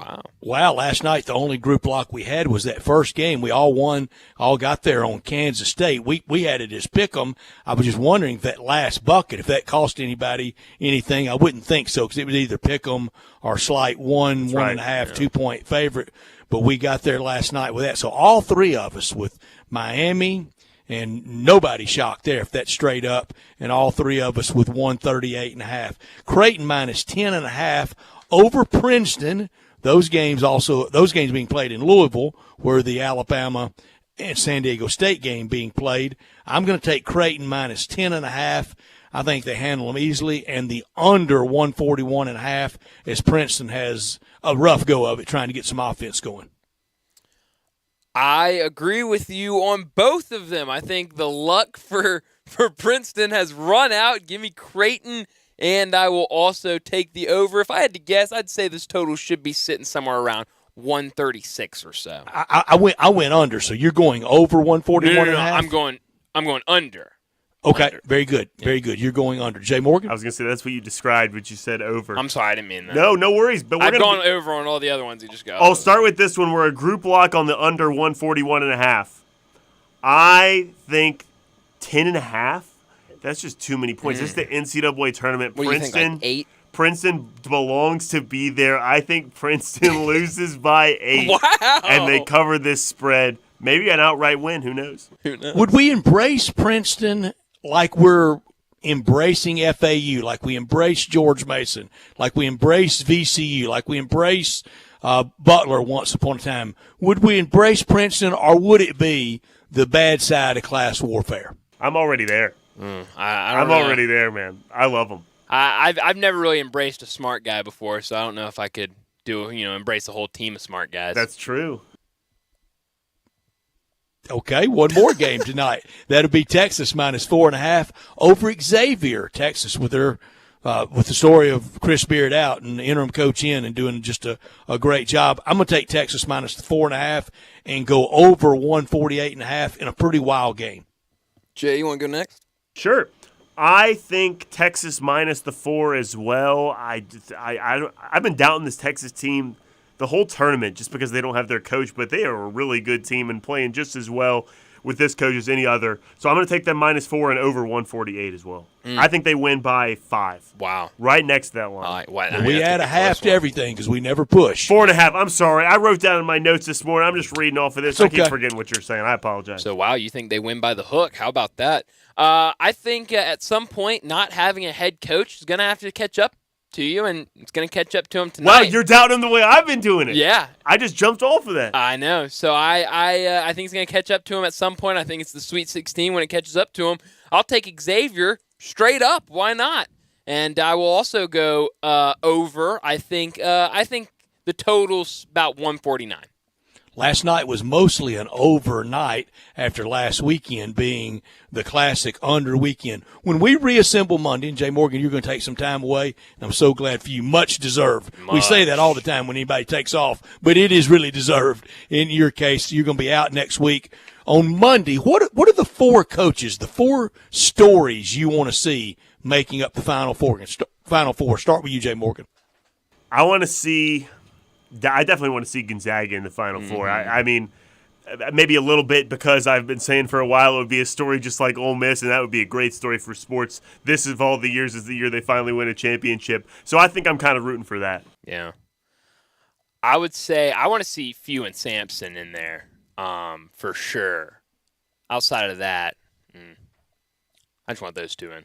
I think that side, on that right side, Few versus Sampson would be fun. I love Jerome Tang, but if it's Dusty May, who could not enjoy that? And if there was any runner-up, it really wasn't. They kind of laser focused on Chris Beard. But I think if it had been anybody else hired at Ole Miss other than Chris Beard, I think Dusty May probably been the guy would have to had to waited a long time for him. Now he's going to be coaching this time next year. I think he'll be the number one guy in the carousel, especially if he puts together another year next year like he did this year. The South bracket, none of those coaches, maybe Dougie McBucket's dad, maybe, but none of those coaching stories do a lot for me. But Sampson and Few on the right side, and either these younger, newer coaches on the left side, Tang or May. Yeah, I completely forgot about Jerome Tang. I definitely want to see him in the Final Four. And you know what we missed out on and now this is a lot of ifs, if the Tigers fend off FAU, then if the Tigers beat FDU, and then if the Tigers, it's a lot of ifs, beat Tennessee. Tomorrow night at Madison Square Garden would have been Noel versus KD. Oh, that would have been such a fun matchup. On display. Yeah, that would have been a lot of fun. Hate that we got that ripped away from us, because that would have been fun to watch. Noel, I mean, he was unreal last night with all those. I mean, the fake argument with your head coach and then lobbing it up for a. Was that dunk? Planned? Oh, was that rope-a-dope? That's schematics. I think it was planned, Brett. I think it was too. 100%. Had to. So clever. Yeah. That's college and basketball for that pass, and some of his kind of just baseball-type throw passes, just one arm, like he's Bob Gibson throwing the ball. He's become the man of the tournament for sure. It was really fun last night for sure. So I hope they make it maybe all the way to the championship game. I think I would enjoy that a lot. But let's go ahead and get to our final break of the day. When we come back, we'll wrap it up with Taco Bell Crunch Time. Be sure to follow us at Sports56 WHBQ on Twitter, Facebook, Instagram, and YouTube to watch live video of our shows, stay up to date with station events, and have chances to win prizes. Don't miss out on anything that's going on. Follow us at Sports56 WHBQ. The Showboats are back in Memphis. We can't wait to have you for the USFL. Let's go. Ticket prices start at just $10 for their long-awaited homecoming season. April 15th starts a new era of pro football at the Liberty Bowl when the Showboats seek to reclaim their USFL legacy. Bring the whole family and don't miss the Showboats' historic return. It's a touchdown! Buy your tickets today at theusfl.com. Spring's almost here. I'm already digging into new flavors with HelloFresh. Not only does HelloFresh deliver great tasting recipes to my door, their new Dietitian Win options under 700 calories make it easier than ever to stay on track with my goals. Or if you're looking to power up with protein, simply choose from a new Protein Smart recipe like one pot pork and bean chili or creamy Dijon dill chicken, featuring 30 grams or more of protein per serving. I like to eat well, I hate the hassle. That's why HelloFresh delivers pre-portioned ingredients, cut down on prep time and food waste. Save me an extra trip to the grocery store too. And since their produce travels farm to my doorstep in less than 7 days, I know it's fresh. Why not taste for yourself? Join America's #1 meal kit today. Get 60% off, plus free shipping with the code HERD60. HelloFresh.com/HERD60. HelloFresh.com/HERD60.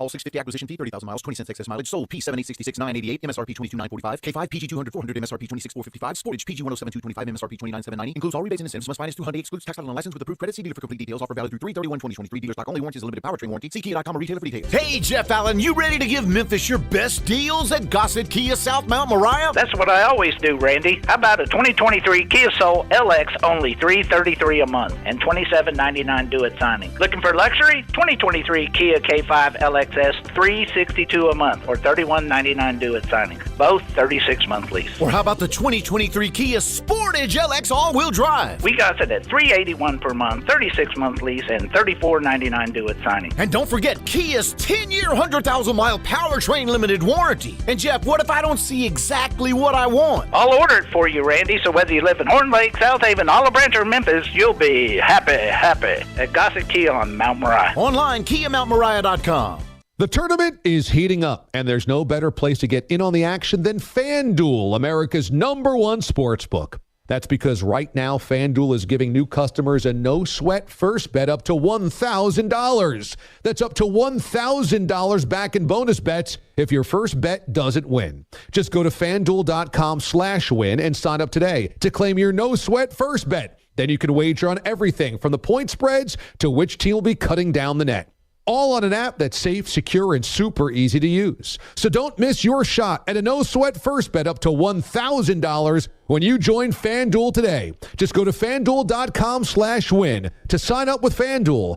Make every moment more with FanDuel. 21 plus and present in Tennessee. First online real money wager, only $10 deposit required. Refund issued as non-withdrawable bonus bets that expire in 14 days. Restrictions apply. See full terms at FanDuel.com/sportsbook. Gambling problem? Call Tennessee Redline 1-800-899-9789. Hi, this is Troy Fiveash, owner of Fiveash Roofing. In these uncertain economic times, there are so many things as a contractor and a business owner that I cannot control. The rising cost of materials, not to mention fuel and transportation costs. In the last 2 years, shingle prices have almost doubled, and commercial materials have doubled. And I don't have to tell you what fuel costs these days. But you know what I can control? How much markup I put on a project. I have always prided myself in knowing I never gouge a customer. But in an effort to ensure my crews have work and my customers are being treated fairly, I have lowered my profit margin, hoping to give you a price you can live with and keeping my crews busy.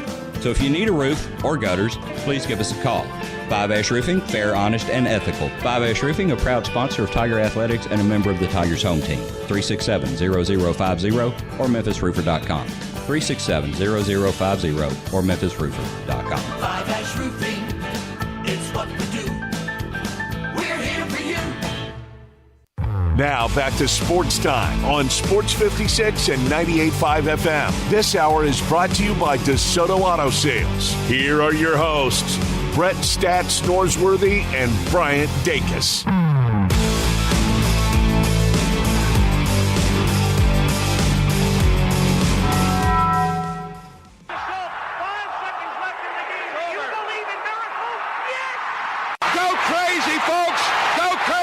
This is Geraldo. It is crunch time. You are looking live. In your life have you seen anything like that? Goodbye.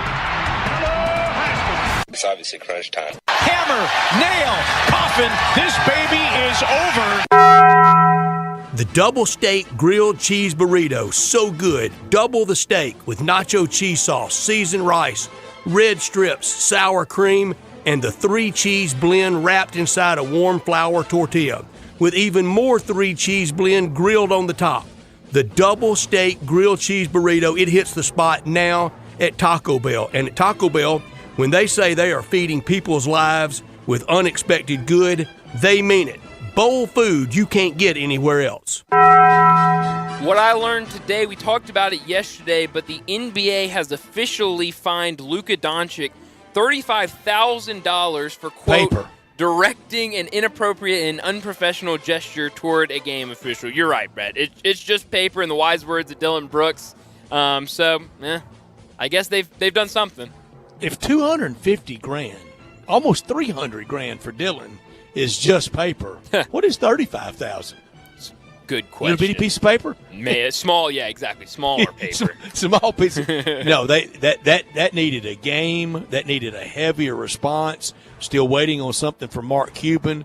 You can't have that. Here's something else you can't have. Look, around sports, when you win, you need to be gracious and act like a winner. To Victor, we don't go the spoils, but you don't need to overdo it. And when you lose, all you say is congratulations or nothing, and you move right on.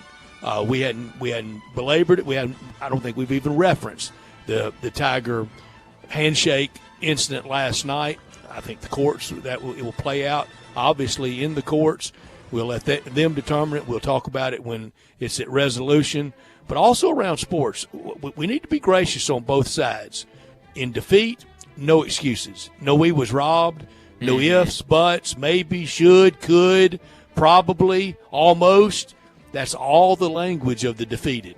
You say nothing. Yep, and that's exactly what I could have done without the post-game altercation last night after the Memphis game involving Jamira Schutz, who one of the best players on that team, maybe the best player on that team. A great season for the University of Memphis Lady Tigers, but you hate that the end of the season, this is kind of the headline I hate going it for around. her. I hate it for that now to be with her. She'll have to carry it. I don't see how she could return to the team next year. We'll let it play out. I got out of order, Brian. I did what I could have done without with that. I did that first. Here's what I learned today. There you go. Unless UConn wins it all, and they can, we will have not only have a new 21st century champ, we'll have a new champ of all time. 11 of the 12 remaining still holding that spot in the trophy case for that national championship trophy. And Bama, San Diego State, Creighton, FAU, Miami, and Xavier, they can still all go to their first Final Four ever. I said months ago this was a new blood year, and it has been new for coaches, new names for coaches, teams, fans. I think that's great. Yeah, absolutely. What I'm keeping an eye on tonight and into the weekend, the tournament basketball going on. We got the Sweet 16 right now. San Diego State and Alabama tied at 11. We've got 3 more games tonight, and then we'll have a pair of games tomorrow and a pair of games on Sunday. It will be a lot of fun. Next time we talk, we'll have the Final Four set. The whole world will change by Monday. We know that. On the NBA front, I'm looking forward to this. The Lakers are already playing playoff games. They're in playoff game mode right now. The Grizzlies against the Rockets at FedEx Forum in about an hour. Philly at Golden State tonight in the weekend in the NBA. And can San Diego State really gum it up against Alabama, keep this low scoring, 11-11 at the 11-minute mark so far they have. Princeton, can they stay in it to steal it late against Creighton? Houston against the U, Xavier against Texas. Tomorrow, 2 tickets punch to Paradise. Kansas State against FAU and UConn against Gonzaga. And then Sunday, 2 more. And next week, when we get here on Monday, we have the Final Four set. We'll be a week out from we'll be 2 weeks out from Augusta National. And next week's baseball season. A lot happening. But you mentioned that Lakers game. That's going to be a fun game tonight, 9:30. Thunder versus Lakers. That should be a really, really good playoff time game. Started. Oh, absolutely. But that's all the time we've got for the week. Enjoy your weekend. Jay, enjoy your vacation next week. Enjoy the Kraken. I'm going to try. Hopefully a W is in their future. But like I said, that's all we have for this weekend. Enjoy the weekend. And we'll be back again Monday afternoon at 3 o'clock with another edition of Sports Time.